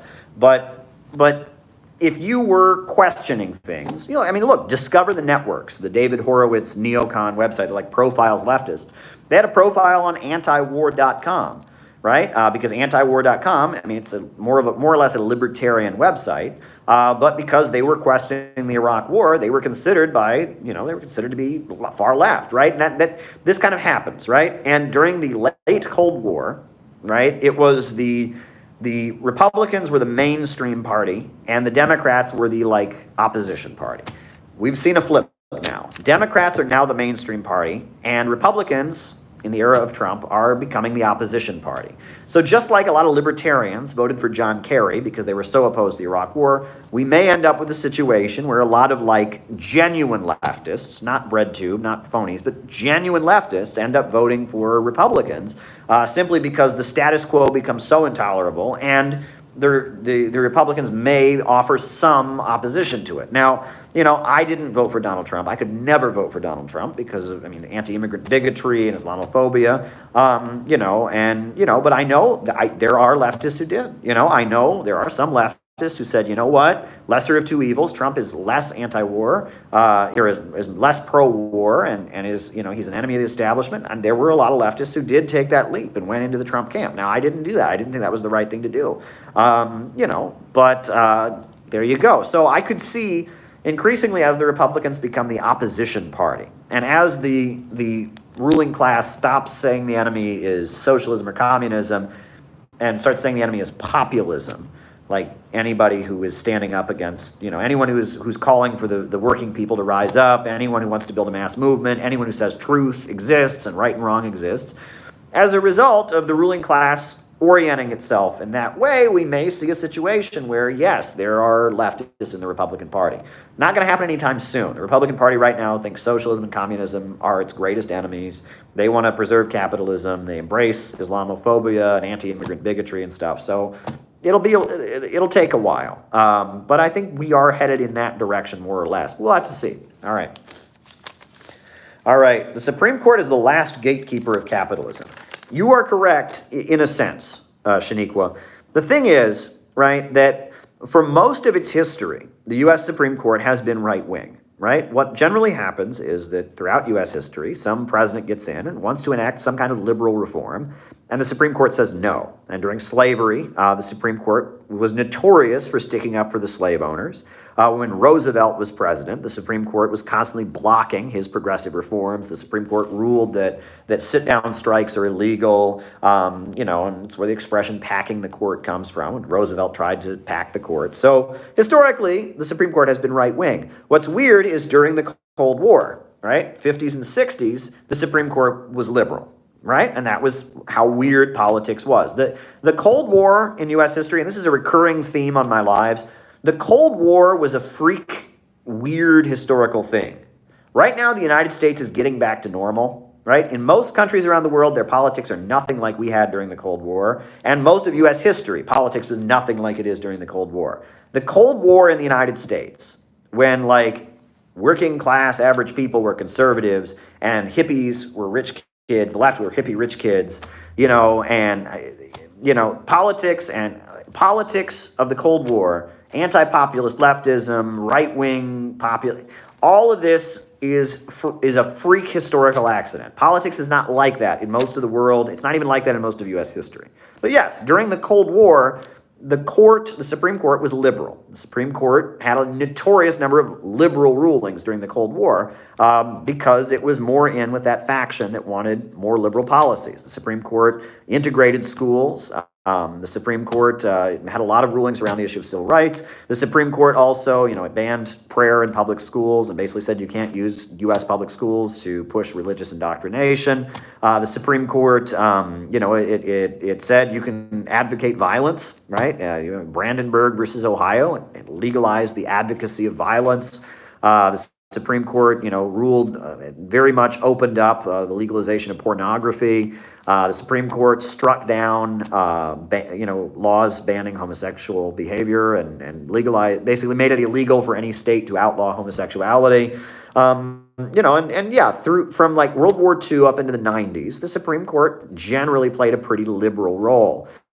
But now we're kind of getting back to normal, right? And as we're getting back to normal, the Supreme Court is starting to become doing what it always does, right? And in theory, right, this kind of fits the Supreme Court's role in the U.S. Constitution, right? The Supreme Court in theory, right? So the way it was always explained in social studies classes, right, is the legislature makes the law, the president enforces the law, and the Supreme Court interprets the law.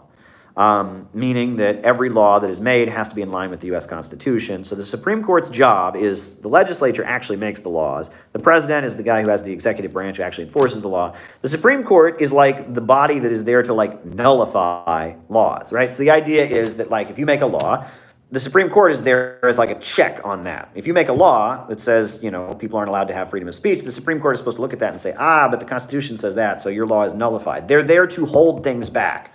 The Supreme Court is there to hold things back. So if you are trying to change U.S. society, the role of the Supreme Court, in theory, is to utilize the Constitution to hold you back. Right? If you are trying to change U.S. society in a way that is inconsistent with the U.S. Constitution, the Supreme Court is there to go, no, you don't. That's basically the role the Supreme Court plays, so it makes sense that it would be a conservative body. If the job of the Supreme Court is basically to prevent things. Now, I probably sound like a Republican now. I'm railing about legislating from the bench, etc. One of my pet peeves is original intent, right? This is a big thing the Supreme Court will do. When they're interpreting something, they will look for the original intent. What did the Founding Fathers mean when they wrote the Constitution? Who cares? I don't care. The Founding Fathers in the Constitution said that black people constitute 3/5 of a human being. Thomas Jefferson was a rapist and raped one of his slaves and impregnated her, right? The Founding Fathers were the richest people. They didn't give the vote to anyone who didn't own property, right? So not only was it only white men who could vote, but only white men who owned actual land. So proletarians who rented their land couldn't vote in the original U.S. Constitution. It was like... so it's like, what? Who cares, right? And they're like, well, we've got to look at the original intent, right? And after they hear the case, they'll go back and read the writings of Thomas Jefferson and the Federalist Papers, and they'll investigate, what did he mean? I don't care what he meant. Original intent, I am not a legal scholar. I don't have a law degree. But if I were on the Supreme Court, the last thing I would ever think about is what the founders of the United States were thinking when they wrote something. We have changed the Constitution. There's 26 amendments to the U.S. Constitution. We've changed what they wrote 26 times. What these guys who didn't want women to vote and what they wanted why? And this is a weird thing in the United States, the cult of the Constitution. The cult, people hold up the American Constitution. It's the greatest document in history. It's this. No, it really isn't. There's a guy named Dan Lazare, and he goes on RT a lot, and he wrote a book called The Frozen Republic, and he talks about this, that our Constitution in the United States is very, very outdated. There's a lot of countries that have written their constitutions more recently that have a much better legal system, right? They have an election system that is much more well-adjusted, right? We have the Electoral College, we have all these problems because, we have this cult of the Constitution. In school in the United States and, on TV and all that, we learn that the Constitution of the United States is this sacred, beautiful document, and it's just so sacred and important, and it's amazing. It's really not. It's really not. Look, when Barack Obama took office, the Tea Partiers, right? They had this whole thing that they're going to defend the Constitution from this evil, and they were going to read. They did this whole show. They were going to read the Constitution into the congressional record. They didn't read the whole thing because there's parts of the Constitution that don't sound too great, black people being 3/5 of a human being, there's some stuff in the Constitution that doesn't sound too good. And so they didn't even actually read the whole Constitution when they were making a show of reading the Constitution. It was just performative, and they couldn't even read the whole thing because, look, I've read the U.S. Constitution many times. For a while, that was a thing every conservative would say when they met you. When was the last time you read our Constitution? It's like, I've read it. I got a degree. I studied political science, okay? I've read our Constitution many, many times, okay? I know the Constitution pretty well, and I'm telling you, it's not a sacred text. It's not a holy document. It's been amended many times. Look, we added an amendment to outlaw alcohol. We added another amendment to bring alcohol back. Originally, the vice president was the guy who got second place in the election, right? Oh, you lost the election. Well, here's your consolation prize. You can be vice president. It'll all work out. It's all okay. Originally, senators were appointed by governors, right? The senators, originally, can you believe that, right? So the legislative branch, we have two bodies, the Senate and the House of Representatives. The House of Representatives was elected but the Senate was appointed by the governors of states. Can you believe that, right? Originally we didn't elect our senators. Originally the vice president was the second place runner-up. Can you imagine that? So in this last election, Biden would be president and Trump would be vice. That doesn't work. You can't do that, right? I mean, it's like, the Constitution has been changed and altered many times. Women can vote, obviously. We changed it. We had to change the Constitution to allow women to vote. How many changes have been? No. Now, one important right we do have under the U.S. Constitution. Very, very important. We have the Bill of Rights. The first 10 amendments of the U.S. Constitution are very important, we learn. The Bill of Rights, right? One of the rights, we have the right to freedom of assembly, we have the right to freedom from unlawful search and seizure, etc. We have the right not to quarter soldiers in our house. Did you know that?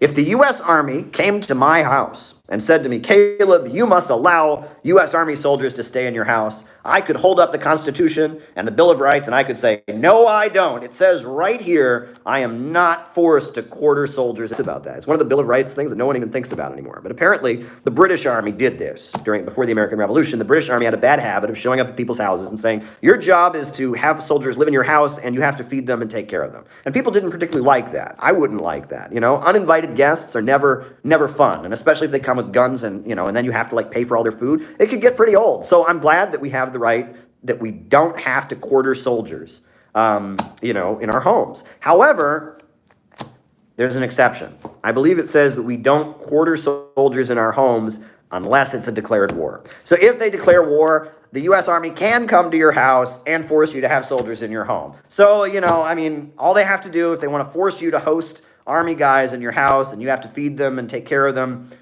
if they declare war, they can still do that. So even that right, it's not totally there. There's an exception. So there you go. So be thankful that our founding fathers have protected us from, in a time of peace, having to host U.S. Army guys in our house. All righty. Next question. All right. I'm having a great time. This is wild. I don't know if that was the answer you were looking for, Shaniqua, but that's the answer you got. All right. The Quad, the Belt and Road, and the attack on China. I did a great academic panel video. I talked with my good friend Dan Kovalik, my good friend Alex Rubenstein. I met Simon Young. I met Duncan Calder. I met David Thomas. A panel of 5 experts on the escalation in the Pacific. The U.S. government, they have the Quadrilateral Security Dialogue, right? And that's the United States, Japan, the United States, Japan, Australia, India, United States, Japan, Australia, India, there's one other country, it's Quad, it's 4, the Quadrilateral Security Dialogue, United States, Japan, India, and Australia. And it is basically an anti-China alliance. It's like the new NATO, basically, the Quad. And it's quite dangerous. And they're making anti-Chinese moves, and there's, talk of what could happen in the South China Sea and Taiwan, and, the USA is selling lots of weapons to Taiwan. It's a very dangerous situation. If you want to learn all about it, watch the video. These experts, these academics, they talk much better depth. Look, the war against the Chinese vaccine. A lot of people don't realize the Chinese vaccine is not copyrighted.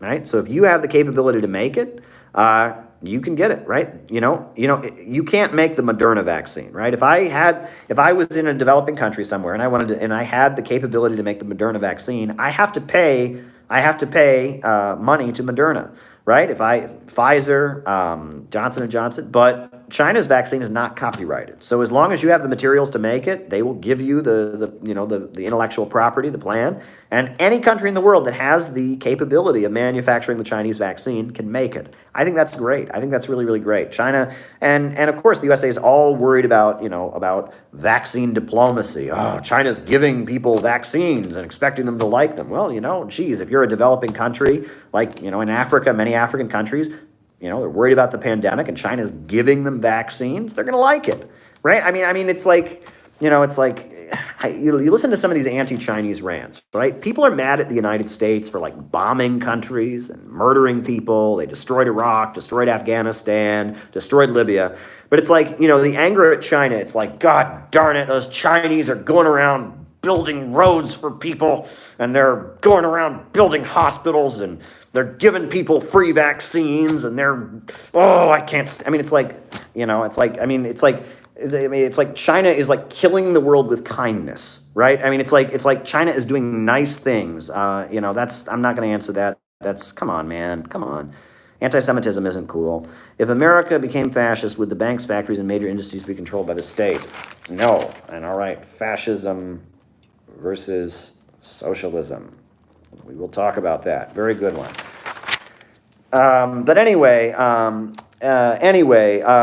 you know, like, it's like China goes around the world doing nice things, and we're supposed to be outraged about it. Like, how dare they do this? I mean, it's like, and now they're mad about China's alleged vaccine diplomacy. Yes, China gave a lot of African countries and a lot of countries in the developing world vaccines for free, and how dare they? How dare they, right? USA bombing countries, well, that's just, you know, humanitarian intervention or whatever. But China giving people stuff, that's something we should get really angry about. All righty. All right.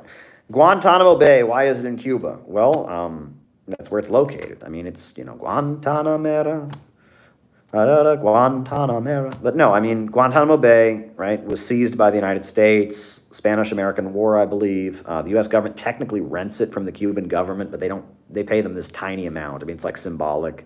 But yeah, it's on the island of Cuba, but it's a section of the island of Cuba that's controlled by the U.S. government. All right. All right.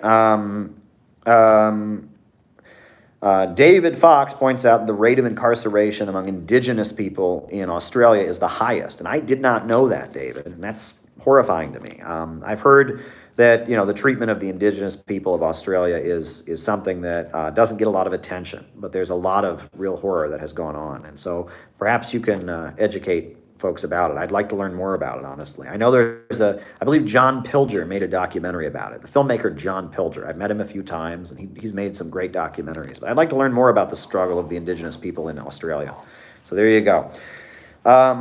Dissidents in the People's Republic of China and Russia. Well, look, just like any country in the world, you are going to have people that don't agree with the government. Look, I'm in the United States. I don't agree with the government. I'm very critical. USA joining Belt and Road.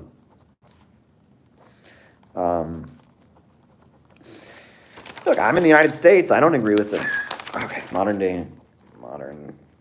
day environmentalism. Look, I'm in the United States. I don't agree with the American government. So I've been to Russia. I have been to, you know, various anti-imperialist countries. And yes, you have people that are critical of the government. But it's important to note that there are different kinds of dissidents, right? So you have people in Russia, people in China who don't agree with the government. And then you have American imperialism's favorite dissidents. You have the people that American imperialism loves to give a platform to, right? There are plenty of people in China who have criticism of the government, plenty of people in Russia who have criticism of the government. However, Alexei Navalny does not represent all people in Russia that are critical of the government, right? The Falun Gong cult doesn't represent all people in China who are critical of the Chinese government. That's who American media highlights, right? U.S. media highlights Epoch Times, this crazy group of people who think that you have a magical wheel in your stomach and, you know, kidnap kids and brainwash them. And, you know, it's a nasty group of people, the Epoch Times, the Falun Gong, nasty group of people. All people in China who are critical of the government, they don't speak for them. They don't speak for all people in China that are critical of the government. Meanwhile, in addition to that, you have people in Russia. Look, there's many people in Russia who are critical of the government.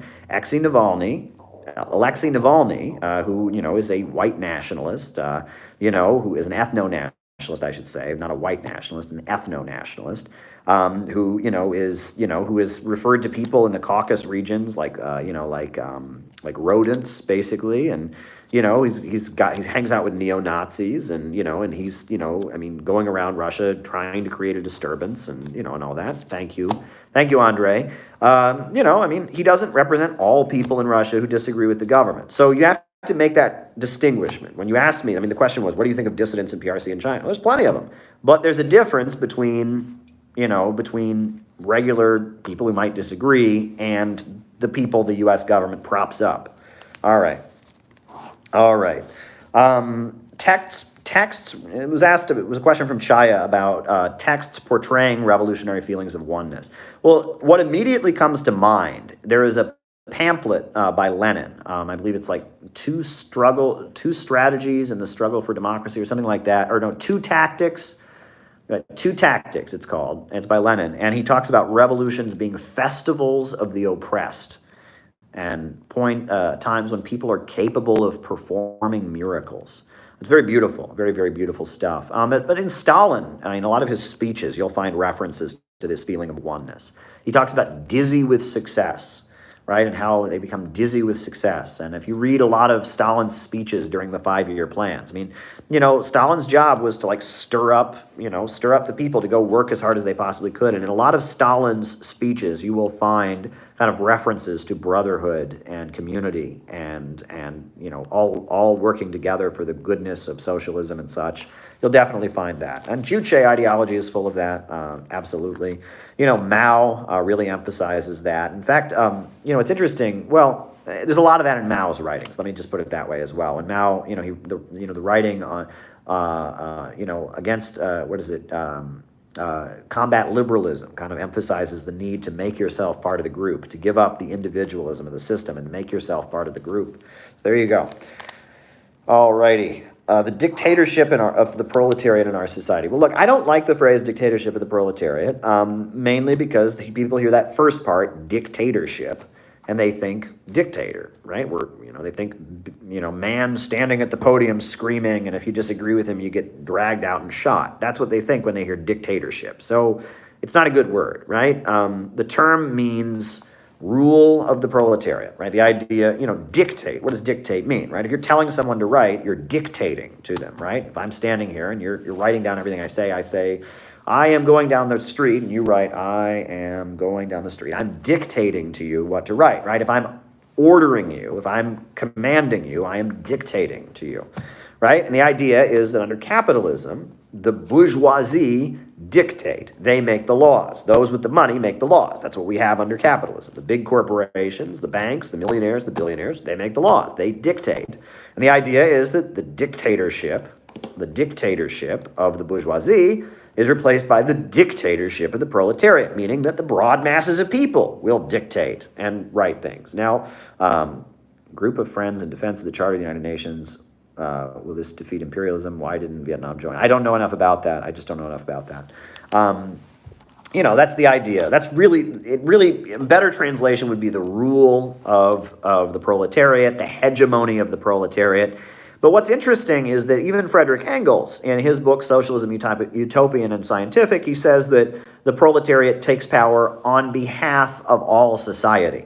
Meaning that, like in Russia, it was not just the proletariat. It was a revolutionary dictatorship of the workers and peasants, right? In China, right, it was the bloc of 4 classes. The Communist Party led a bloc of 4 classes. That was the working class, the peasantry, the domestic the middle peasantry, the middle class, and the domestic capitalist class. And this bloc of 4 classes, right? And that the argument of the Chinese Communist Party, which was correct, is they said, while we represent a coalition of different forces, we have a proletarian ideology, right? And in Russia, that was the same argument, right? Trotsky, with his theory of permanent revolution, said, oh no, we can't have the peasantry be part of the revolutionary government in Russia. Lenin said, yes, we can. We just have to have them have proletarian ideology, right? And that the idea is that the working class seizes control of the means of production, but they do it on behalf of all society, meaning that even the capitalists in the long term benefit from being overthrown, right? I mean, at the end of the day,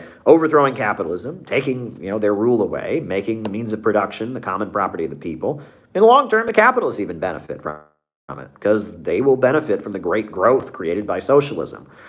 So at the end of the day, right, the proletariat takes power on behalf of all of society. So even the term the rule of the proletariat, right? Well, first of all, it's not like every proletarian directly rules, right? I mean, it's like obviously there's government bodies and political groups and all of that. Plus there are, it'll be the proletariat in coalition with other classes, small business owners, right? Maybe even some capitalists who see the benefits of the socialist planned economy.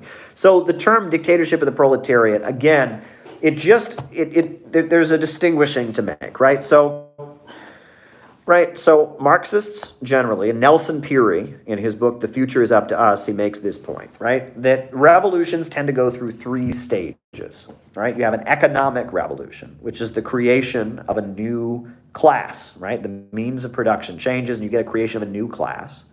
And then that new class, right, I'm sorry, you have an economic revolution, which is, the creation of a new mode of production.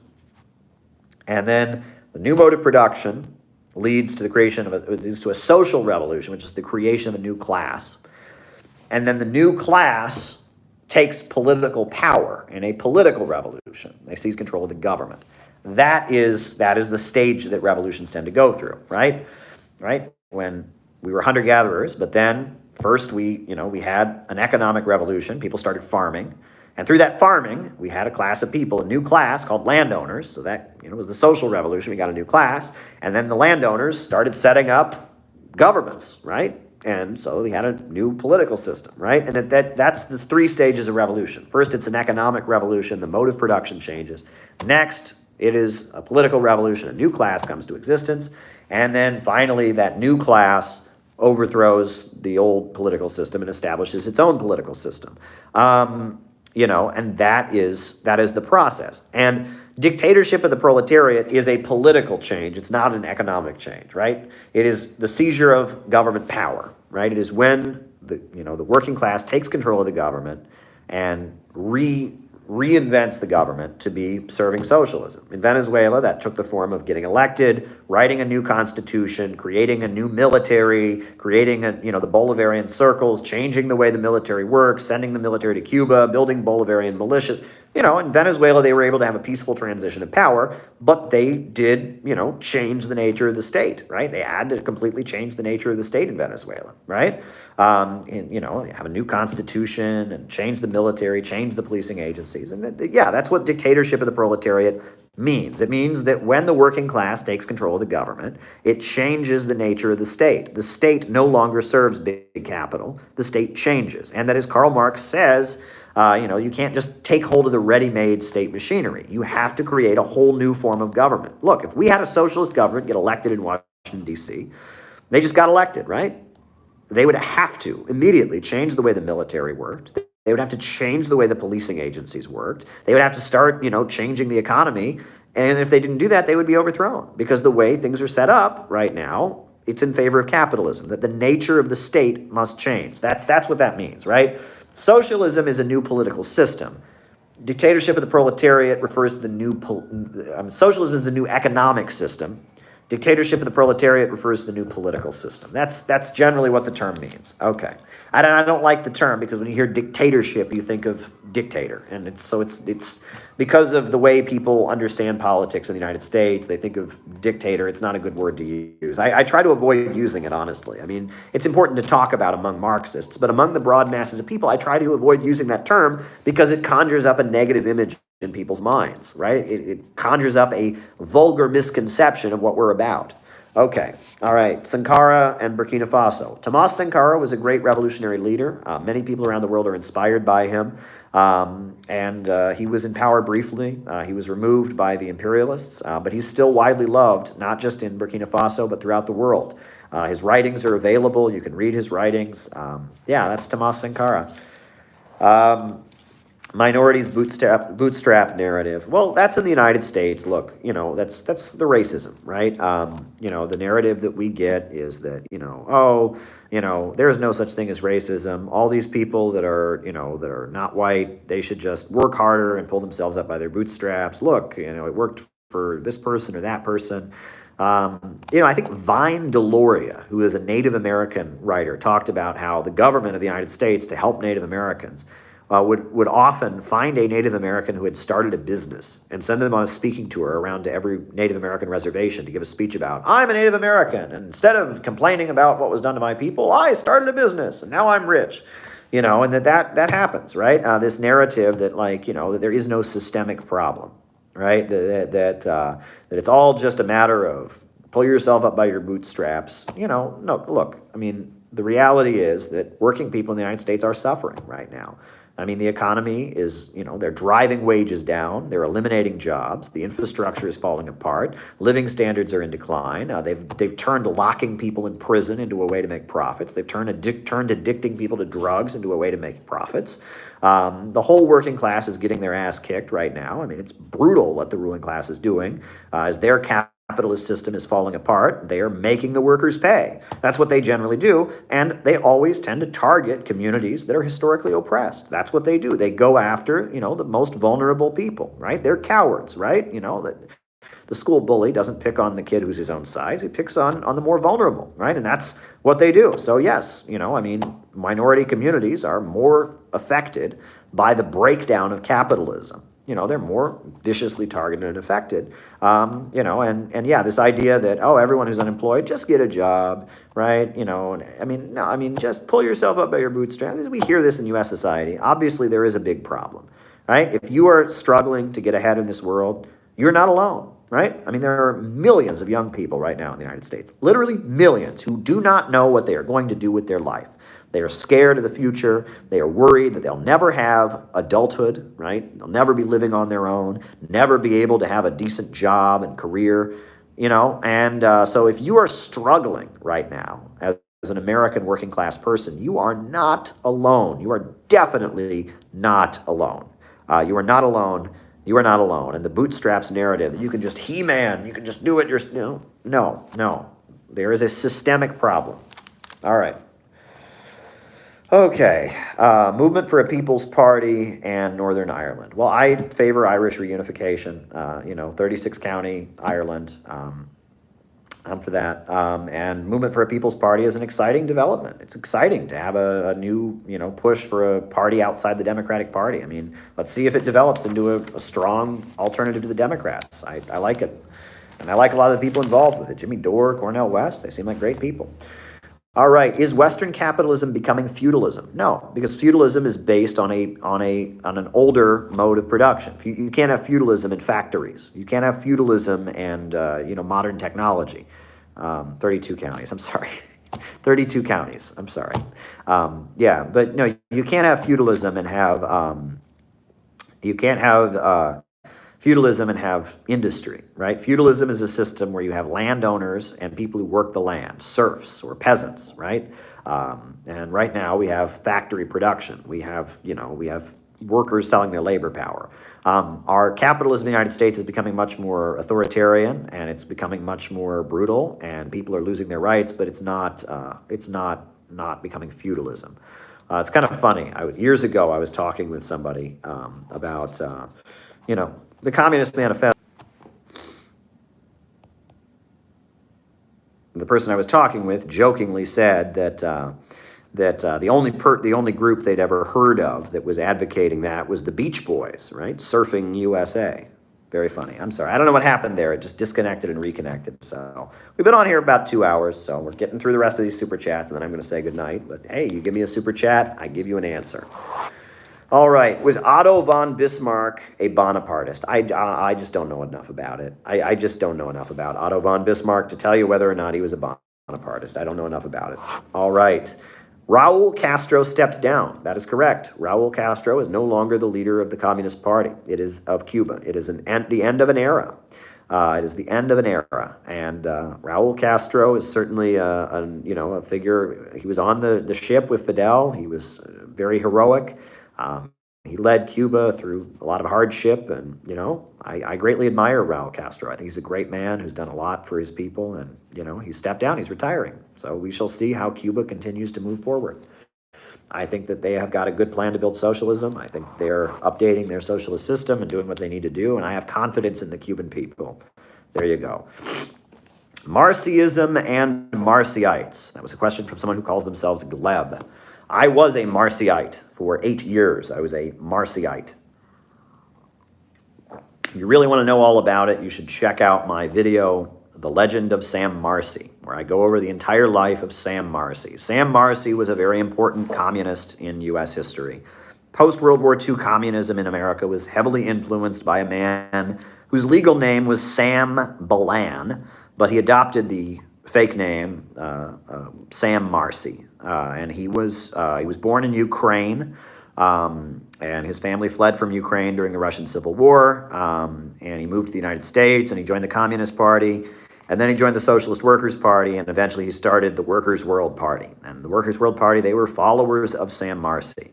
You know, I never met Sam Marcy. He died in 1998 when I was a child, but I was a member of the group he started, the Workers' World Party, for 8 years. You know, I am heavily influenced by Sam Marcy. I don't agree with a lot of him. I'll be honest, I am not a Marcyist at this point. I'll tell you, my ideas and his ideas are quite far apart on many things, but he was a big influence on me.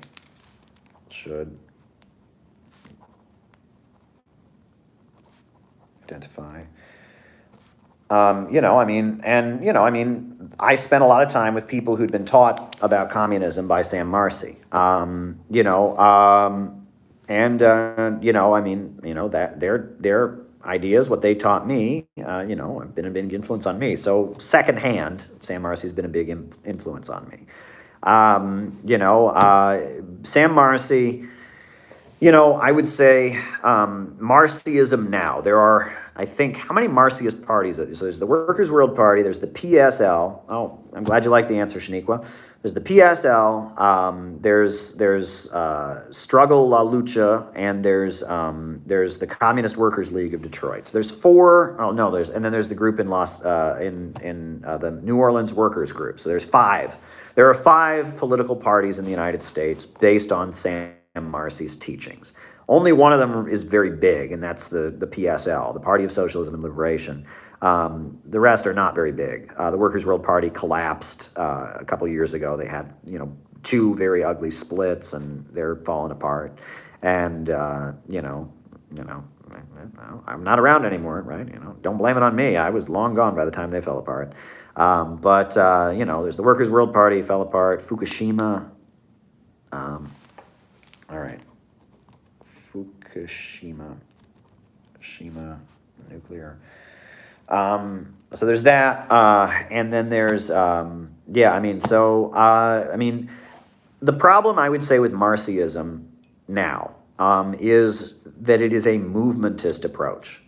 You know, Sam Marcy, in his final years, in the 80s and 90s, he oriented the Workers' World Party to focus on being king of the protest cage, right? Basically, you know, the 1960s peace movement had declined. The upsurge in the 1960s and 70s was over. So Sam Marcy oriented his followers to become the leaders of the movement, to be the people that got the permit in Washington, D.C., set up the stage, had the rally, right? And that's every year in the 90s, there was a Workers' World Party rally in Washington, D.C. But they never called it the Workers' World Party rally. It was, you know, they called it many things, right? And I think when George Herbert Walker Bush, the first Bush, got elected, they had a rally called "We Won't Take 4 More Years," National March Against Reaganism, right? And it was, we won't take 4 more years. And they had this big rally, and a lot of people went to it. I don't know how many people were there, but, you know, it was a rally against Reaganism and conservatives, right? And it was all run by the Workers' World Party. You would never know that if you read the literature, but everyone on the left, all the communists knew that. That was their attempt to be the leaders of like a movement against Reaganism. They would have, you know, during the Gulf War, they organized the protests against the Gulf War. You know, during the 1990s, they organized the protests against sanctions on Iraq. You know, they organized, you know, for Mumia Abu-Jamal. The idea was whatever like the left was doing, whatever the left-wing cause of the day was, the orientation that Sam Marcy gave his followers, not for most of his life, right?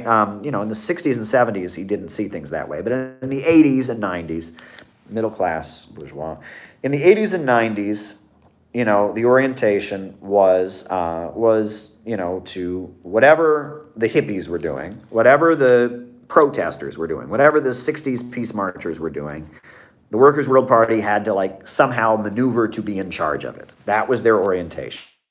And they did some great stuff. They organized something called the All People's Congress, which was like a 3-day leftist convention in Detroit. And they did a lot of good stuff. So I will give them credit for that. But my position, and this is what, you know, that was probably the right thing to do in the 80s and 90s, okay? But now, when capitalism is collapsing in the United States, and when the left has been so co-opted and infiltrated and manipulated by imperialism, it's not the right thing to do. Now, the urgent necessity is to get to the masses. Get to the masses, right? We've got to get out of the protest cage, out of the movement, and to the masses. It is the urgent, burning necessity. All these people who went to Washington, D.C. and risked their lives for Donald Trump shouldn't be risking their lives for Donald Trump. They should be risking their lives for socialism. The stuff that they're mad about, like jobs going overseas and big corporations destroying their lives and our freedoms taking away, is all because of capitalism. Socialism is the answer. And trying to be king of the leftist protest cage, number one, it's not going to work. Why? George Soros has more money than we do. Okay? Let's just be real. Right? If you're a communist in the United States, you will never have more money than George Soros, number one. Number two, the left is more pro-imperialist at this point than average Americans are. Average Americans, they tend to be anti-war at this point. But if people in the liberal protest cage think Donald Trump is pro-Russia and Russia rigged our elections and North Korea is evil and Donald Trump shouldn't have, your average liberal protester is more pro-war and more pro-imperialist than average Americans are. Meanwhile, average Americans who are angry and opposing the status quo are moving to the right. So if the left stays in the protest cage and just is trying to compete with George Soros to be king of the protest cage, one, you will lose. Two, it's not what needs to be done. The urgent, burning necessity of our time is to get to the masses. Now, I don't know if Sam Marcy would agree with me or not. I hope he would, but we will never know because he's dead. And he may not have agreed with me. Honestly, he was a very New York City-oriented guy. Right? He didn't seem to understand there were red states. He did live in a little bit of a bubble from what I understand, but I could be wrong. Never met him. So there you go. But that's my critique of Marxism. The strategy of Marxite groups, of the five groups I just mentioned, right? Great people in all of those groups. I was in one of those groups for 8 years, so clearly if I was in it, it must have been a great group. I'm just kidding. But no, there's great people in all those groups. But their mission, what they are trying to do, is to be king of the protest cage. They want to be king of the protest cage, and that is a failed mission, in my view. We need to get to the masses. That's what the Center for Political Innovation, CPI, is all about. Getting out of the protest cage, out of the movement, and to the masses. So that is my difference with Marxism. I have some other differences with Marxism. Marcy was a Trotskyist. He liked Trotsky, but he had this weird double think where, to be a true Trotskyist, you never talk about Trotsky, and you hang out with Stalinists, and you defend Stalinist regimes, and it was weird. The man's ideology was people jokingly, he was a non-denominational communist, okay? It was Trotsky and Stalin and Kim Il-sung and Fidel Castro and, Communist Party USA of the 1930s, all mixed up into one man's vision. And he wrote a document called From a Tendency to a Party, where he basically admitted in 1974 that the Workers' World Party was not a party. It was a group of activists. It was a group of activists with a similar orientation. It was not a party. And he wanted the Workers' World Party to actually become a party, and that a party would have factions, and it would have disagreements, and that the Workers' World Party never matured to become a party. It was a group of activists centered around Sam Marcy. It's unfortunate that the Workers' World Party never evolved into being a party, and that's unfortunate, but he realized that. How can CPI reach the masses? And, that's unfortunate, but that's the situation. So, that's Marxism. I respect Marxism. I recommend Sam Marcy. I was making a list of books to read on my Twitter, books I recommended, and I recommended High Tech, Low Pay by Sam Marcy, a very important book. Read it. If you want to understand capitalist economics through a Marxian lens, read High Tech, Low Pay. I recommend it. And yes, as much as I don't like Fred Goldstein, he's a very nasty human being who was very, very awful to me on many occasions, I will recommend a prominent Marxite named Fred Goldstein. He wrote a very good book called Low Wage Capitalism. I wouldn't agree with all the content now, but if you want to understand economics from a Marxian perspective, I would recommend reading Low-Wage Capitalism by Fred Goldstein. Check that book out. But there are some other books as well. I mean, Harpal Brar has written a lot about capitalist economics. That's very good. His book on imperialism is very good. And so, there you go. So, but yeah, if you really want to learn about Sam Marcy and Marxism, you need to watch my stream, my broadcast, my video. I added all kinds of graphics and images. The Legend of Sam Marcy. That'll tell you his entire life story, everything you ever needed to know about Sam Marcy and Marxism. You'll learn from watching that video. All right, Afghan withdrawal. Question from Helen Woolley. What's going on there? Well, my position has been that the reason the USA is in Afghanistan is they're using it as a strategic epicenter of instability. The USA overthrew the Taliban, and they've been using Afghanistan as a place that is unstable, that there's drug gangs and chaos and terrorism spilling over the border into Iran, spilling over the border into Russia, and spilling over the border into China. And all three of those countries now have to deal with terrorist groups and drug gangs spilling over the border. It appears that the USA has reached some kind of deal with the Taliban where the USA will withdraw its soldiers from Afghanistan, and the Taliban will get will be allowed to kind of flourish and exist in the country, and the USA will not maintain its armed forces there. However, it's important to note, military contractors of the United States will remain, CIA people will remain, all kinds of U.S. apparatus will remain in Afghanistan, but the actual presence of the U.S. soldiers will start drawing down May 1st, and supposedly by September 11th, there won't be any U.S. troops, actual army soldiers in Afghanistan anymore. I'm skeptical. I'm honestly skeptical about it. This promise has been made before, and it hasn't happened. So I'll believe it when I see it, but this could be an attempt, again, the Biden administration follows that Brzezinski school. They want to give the impression that the United States is a more soft country while we use proxies to do our fighting, and they may have determined that they can more effectively spread instability and chaos into Russia and Iran and to China by letting the Taliban do it, right? They may have bought off the Taliban and allowed the Taliban to, it may be that the purpose of the USA being in Afghanistan is to make sure that what China and Russia and Iran want to do, what China and Russia and Iran want to do in Afghanistan is build highways and bridges and stabilize the place with economic development. They've laid this out at the UN many times. It's their plan called Trade and Transport, to stabilize Afghanistan through economic development, right? People don't join drug gangs and terrorist groups.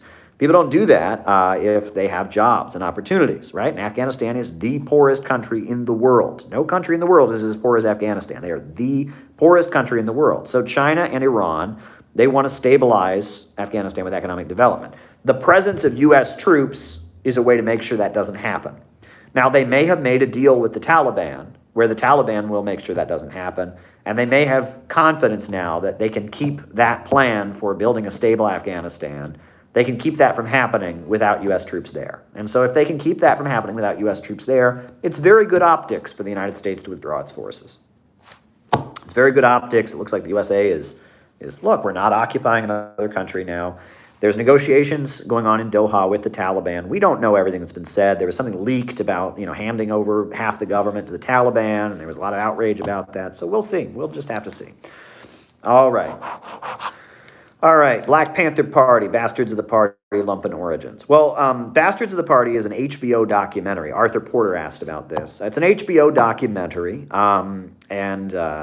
that was made, and you're very welcome, Helen. It's an HBO documentary that talks about as the Black Panther Party fell apart because of COINTELPRO and such, how a lot of people that had been revolutionary got involved in criminal gang activity.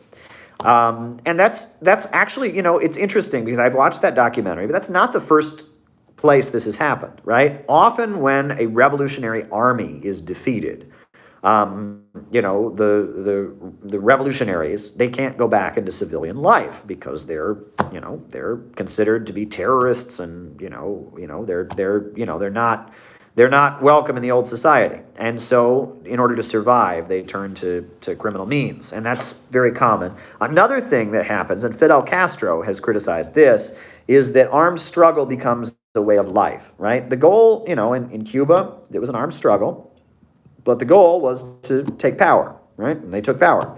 In Nicaragua, there was an armed struggle, but the Sandinistas took power. But in Colombia, the FARC didn't take power. The Revolutionary Armed Forces of Colombia, they didn't take power. And they didn't take power, and they didn't take power, and they didn't take power, and they didn't take power, and they didn't take power, and they didn't take power. The 70s, they didn't take power. The 80s, they didn't take power. 90s, they didn't take power. And a lot of the FARC, it stopped. It wasn't really going to take power. At that point, if you have a war that long, you're not going to take power. So, the FARC kind of adopted civil war as a way of life rather than a means to an end, right? It wasn't that the FARC was fighting to eventually take power. It was that, well, we can't, this is our, we have these areas that we control, and Fidel Castro said that's a dangerous place to be. And the same for the Naxals in India, right? The Naxals, again, didn't take power in the 70s, didn't take power in the 80s, didn't take power in the 90s. They still haven't taken power. And what started out as a means to an end, as trying to accomplish a revolutionary purpose, turned into a way of life. And that tends to lead to criminal behavior. The Naxals in India, they are notorious for robbing people, right? And I mean, are they necessarily doing this because they're bad people? I don't think they're doing it because they're bad people, but again, they can't, if you're a Naxal, if you're a leader of an armed Naxal group, you can't just go and get a regular job in India. You'll be arrested because you're considered a terrorist by the Indian government, right? If you're a leader of the FARC in Colombia, you can't just, go and get a regular job. No, you're considered a terrorist. So, when people have been involved in revolutionary activity and the war kind of ends, it presents this big problem because what do you do? What do you do? You can't just, walk back in. I'm almost forced to think of the old Jesse James, because that's basically, you ever heard of Jesse James? That was Jesse James, right? I mean, they were Confederates, so they were reactionaries and pro-slavery, so it's a little bit different. They weren't revolutionaries. They were, they were reactionaries, but, Jesse James, he was in Missouri. He was a young man from Missouri who was part of a Confederate militia, right? Missouri was a state that was not part of the South, but it was like a border state, and right, Missouri and Kansas were occupied by the Union Army because there were so many pro-slavery elements there. So Jesse James was part of a pro-slavery militia in Missouri that was headed by a guy named Quantrill, right? And Quantrill was a pro-slavery, terrorist. It was Quantrill's Raiders. Read about Quantrill's Raiders. They were terrorists. They were pro-Confederate terrorists, in Missouri and in Kansas. And Quantrill's Raiders, Civil War ended. They lost, but they couldn't just go back into everyday life in Missouri and be, oh, okay, well, I used to be a terrorist, but no, they couldn't do that because they had been this armed group that went around murdering people, murdering anti-slavery people, and murdering Union Army soldiers and stuff. So they couldn't just, go back into civilian life. So that's where you got Jesse James, right? There's all these stupid, movies about him. All these dumb cowboy movies about Jesse James. Jesse James, that wasn't Jesse James. Jesse James wasn't some cowboy or something. No, Jesse James was a pro-Confederate terrorist who, after the war ended, he couldn't go back to life, so he became a criminal. And that's what often happens. If there are non-state actors that are involved in a war and the war ends, often the only option for non-state actors is to become criminals because they are already living in the shadows and they have their past as a non-state actor. And that's why that negotiation with the FARC that happened. The Cuba facilitated the negotiation of the FARC was very important because that created a way that the FARC could move into the Colombian political process. I think that was a great thing that Cuba facilitated, the negotiations where the FARC has joined the Colombian government. I think that was a great step forward because it enabled them to do that, right? Because if there hadn't been a peace process, then what were they going to do, right? I mean, there you go. So there you go. And the same for, look, I spoke at an event at the very hall where Malcolm X was killed. I was invited to speak at a political prisoner benefit. I was the only white guy on the panel with Ramona Africa and Pam Africa And I was the only white guy on a panel at a political prisoners benefit in Harlem in 2015. I was deeply honored to be there. And like, I mean, it was kind of weird. I have no idea why they invited me. I mean, there's many white guys who are pro-political prisoner, but I spoke to an audience of African Americans, and I looked out on an audience of people that are far older than me, people that are veterans of the 1960s and 70s. And look, I mean, they were there. It was an event. It was a political prisoners benefit for the people from the Black Liberation Army, for the people from, the Black Panther Party that are still in prison and such. I looked out on an audience of people, and those folks, I mean, they were veterans, right?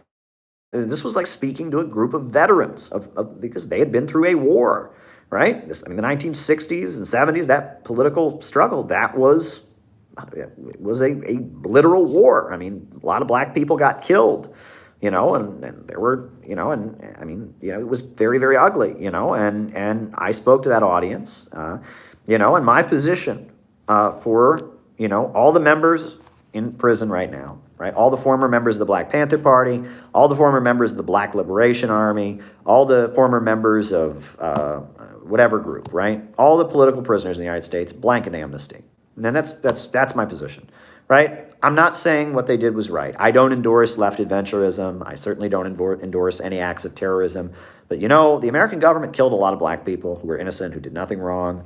And so, these folks, they took up arms. They may have been wrong to do that, but, blanket amnesty. That would be my position, right? If you were part of armed groups in the 1960s, the Weathermen or whatever, don't endorse anything you did. I'm against violence. I'm for a peaceful transition to socialism.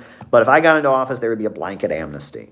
That would be my position. Blanket amnesty for all political prisoners. All the people involved in whatever, David Gilbert or, any of those people, right? Sundiata Acoli and, Jamil Al-Amin and all these blanket amnesty. I would just blanket amnesty. You know what? It was a war. U.S. government murdered a lot of innocent black activists, and there were some black activists who engaged in ultra-left adventurism and terrorism, and I don't agree with that. Blanket amnesty. Blanket amnesty. We're going to heal that wound. We're going to let these folks who have been in jail for decades and decades since the 1970s, we're going to let them go home. Going to let them go home, right? We're going to let them go home, and we're going to make public. The other thing I would do is I would make public all the government documents about what went wrong, because there's a lot that's still classified.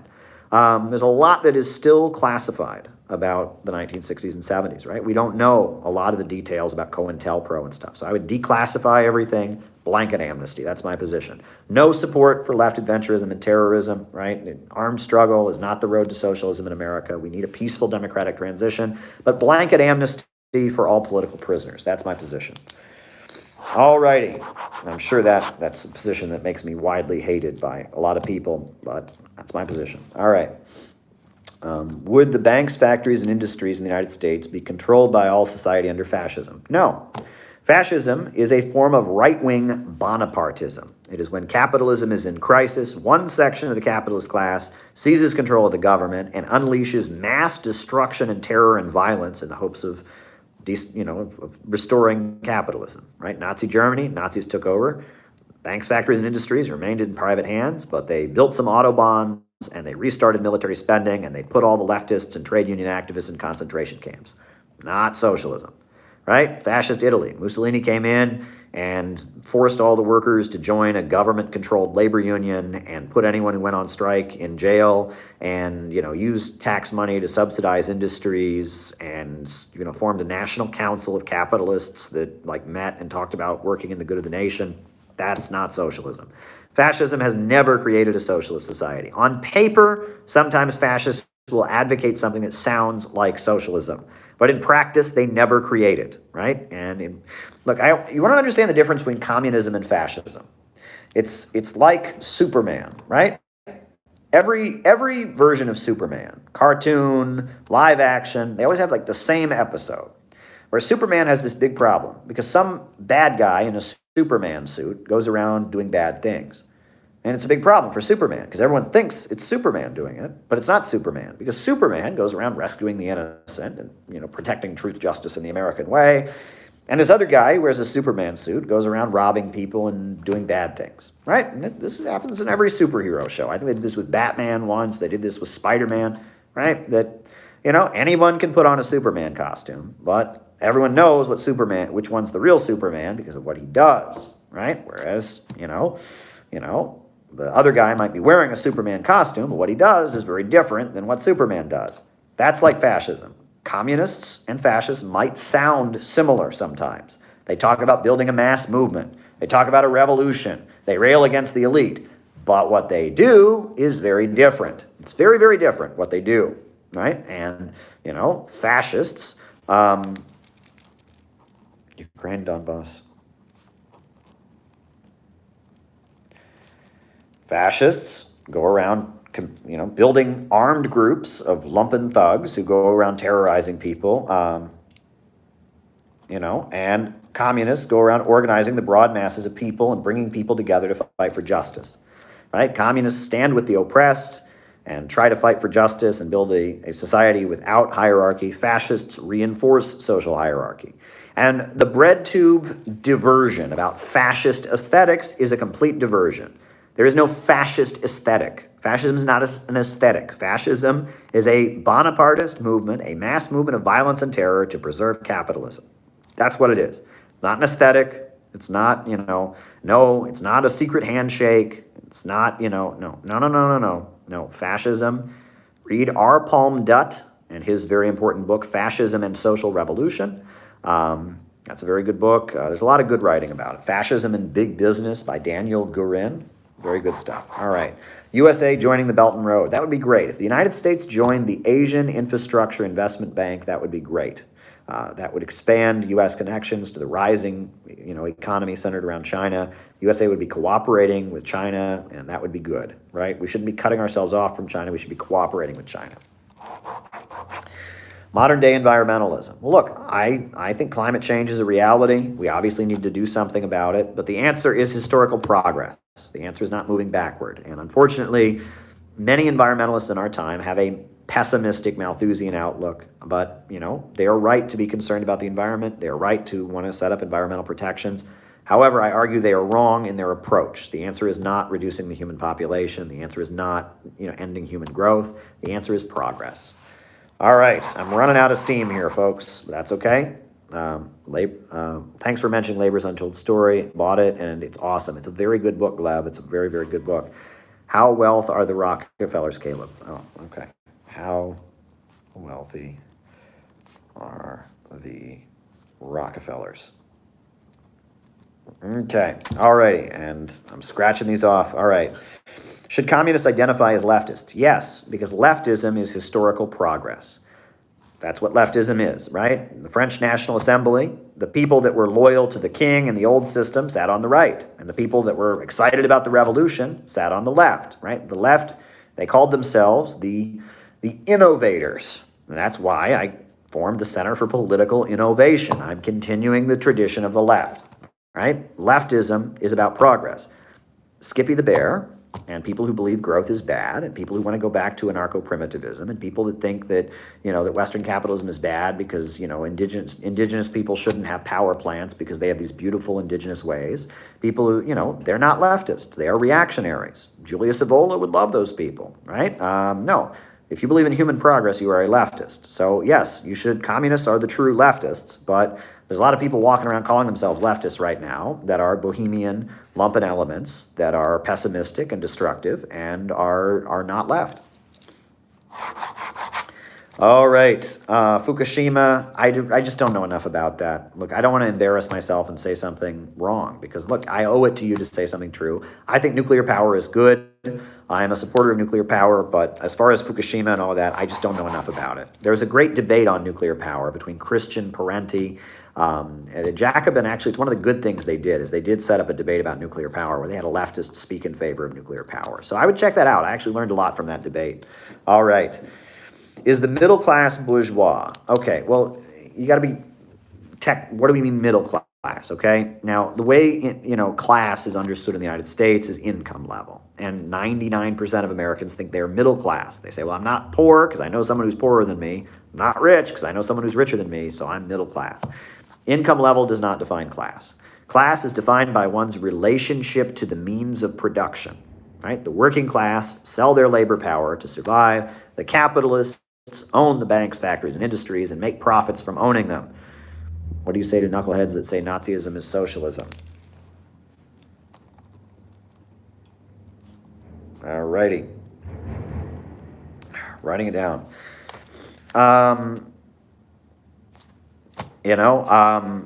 What do you, I'm sorry. So there is a layer, like small business owners, they are technically not proletarian because they own the place they work. They don't sell their labor power. They actually own for a living. So they're technically capitalists, but they're not part of the ruling class. They don't have enough money to actually be part of the ruling class. They don't set government policy. They don't control the major means of production. They just have their little store or something. So they are what they refer to as the petty bourgeoisie. But that's only small business owners. And there's small business owners who make less than workers do, right? If you're an auto worker, and you make a good salary as an auto worker, you might make more money than a small business owner, somebody who owns a small store. So it's not about income level, but technically if you own your own means of production, you're not a proletarian, but if you're petty bourgeois, your long-term interests are with the proletariat. All right, how did capitalism turn America into a superpower? Bosch promoting Russiagate claims you're KGB. Okay, whatever. All righty, America superpower. Yeah, whatever. I don't give attention to that person, and yeah. That's totally. If I were KGB, that's what I would do. I would have a YouTube channel and be talking on here 24/7. If I was involved in covert work for a foreign government, I would be on here speaking my heart out every night. Yeah, right. That's one of the dumbest things I've ever heard. Right there, you go. And I think the KGB doesn't exist anymore. So there you go. All righty. So there you go. Middle class. All right, we did that. Okay, how can the CPI reach the masses? Well, I'm giving you many examples, so this is just one example. But we have here a lovely educational manual. And already people around the country are organizing classes with this manual, right? And it's the CPI educational manual. It's divided into sections. At the end of every section is discussion questions, and already people are doing it. That's one thing you can do, is organize a discussion group of the CPI manual. It is a textbook designed to educate people about socialism. But as we start moving ahead, you can come to CPI events, and you can help us build CPI events. And in working class neighborhoods and communities, we're going to have educational events about socialism with speakers and musicians, and we are going to build a community focused on socialist education, and you can be part of it. So if you want to get involved, send me an email, calebmaupin@gmail.com, no spaces or periods, anything like that, and I will plug you in, and we're going to start having events around the country. We're planning our first big meetup. Hopefully, fingers crossed, it'll happen with vaccinations, etc. All righty. All right. Ukraine, Donbass, what will happen? I don't know what will happen. I can't predict the future, but right now, the shelling of the eastern regions is escalating, and U.S. media is trying to tell us that Russia is amassing their forces. So they already got caught showing footage of Ukrainian tanks and calling them Russian tanks. Check that out. The Russian Foreign Ministry tweeted this out. They're like, what is this? It's like they have images of Ukrainian tanks, and they say they're Russian. It's just irresponsible. All right. How wealthy are the Rockefellers? Nobody knows, right? Some of the greatest journalists tried to calculate just how much wealth they had, and they couldn't do it. If you read Ferdinand Lundberg's writings, Rockefeller Syndrome, he talks about this. They are so wealthy, no one can really figure out how much wealth they have. That's how wealthy they are. All right, what do you say to people who say Nazism is socialism? Well, first of all, the Nazis referred to themselves as a party of the right. In all their writings, they said, we are the party of the right. They saw themselves as right-wing, right? So if you think the Nazis were left-wing, then that shows that you have a very shallow understanding of politics. The Nazis considered themselves right-wing, number one. Number two, right-wing criticism of capitalism long predates left-wing criticism of capitalism. The Catholic Church criticized capitalism from the right for a long time. Right-wing anti-capitalism is the idea, right? Right-wing is about reinforcing social hierarchy, right? And there were many people who were critical of capitalism from the right. For example, Socialist Bulgaria. All right. All righty. There were many people who for example, as capitalism was emerging, you had the Roman Catholic Church say, well, this isn't good. People should be obeying the church, not money. And, we have divine authority. We have, nobles who've been appointed by God to rule over people. And these capitalists are rich just because they have money. They're not appointed by God. And then, Oswald Spengler, Julius Evola, Ernst Juncker, there are right-wing anti-capitalists. There's a long tradition of people criticizing capitalism from the right. And so when people say, oh, the Nazis are socialist, what they're saying is, it's never occurred to me that someone could be critical of capitalism from the right. I thought all conservatives are 1980s Republicans. That's what they're saying. No. All over the world, there are people who are right-wing and critical of capitalism. So it's shallow. Is fascism a mixed economy or state capitalist? Neither. Fascism is one section of the ruling class utilizing the state to try and stabilize the economy and unleashing mass destruction and terror. All righty. How did capitalism turn America into a superpower? Well, the United States, they came in.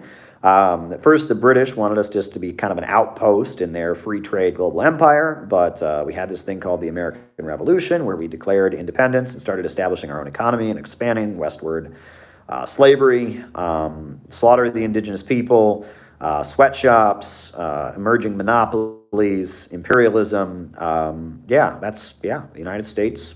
That's how the United States became a superpower. The United States is a country that was born basically with capitalism. And it emerged and became the dominant, after World War II, it was the dominant imperialist country. So there you go. All right, socialist Bulgaria. It's weird. When I was a student in school, my family hosted a foreign student from Bulgaria. And this foreign student was not, a leftist. He was not a leftist. He was not a Marxist. He was not an advocate of socialism. But I remember asking him, is there anybody, do people like socialism in Bulgaria? And he said yes. And he said his grandfather was a huge supporter of the communists in Bulgaria. And I said, why? And he said, because his grandfather, was part of building the roads. Bulgaria didn't have paved roads. And, after World War II, when the communists were in power, they started paving the roads of Bulgaria. And they mobilized the population, all the young men, to go out and pave the roads. And it was like one of the most glowing experiences in his grandfather's life, was paving the roads of Bulgaria. And this joint effort, this feeling of oneness, this community feeling he got from building the roads. And I remember that when I talked to this guy from Bulgaria who wasn't a communist. But he said, oh, yes, a lot of people loved the communists because they paved the roads of our country. I heard that story when I was like 12 years old, and that got me thinking, whoa, that's neat. So there you go. That was, Bulgaria, like many of the countries of the Eastern Bloc, education increased because of socialism, full employment. They built hospitals, they built, schools and universities, wiped out illiteracy, obviously had problems, a lot of political repression, a lot of corruption, but, there you go. All right, folks, I've got allergies, and I burned the midnight oil, as they say. That's okay. I already answered the thing about fascism being a mixed economy, and I think we're going to end here. We're going to end the way we always do. A new upsurge in the struggle against U.S. imperialism is now emerging throughout the world. Ever since World War II, U.S. imperialism and its followers have been continuously launching wars of aggression. But the people of various countries have been continuously waging revolutionary wars to defeat their aggression. While the danger of a new world war still exists, and the people of all countries must get prepared, revolution is the main trend in the world today. While the danger of a new world war still exists, and the people of all countries must get prepared, revolution is the main trend in the world today. Good night.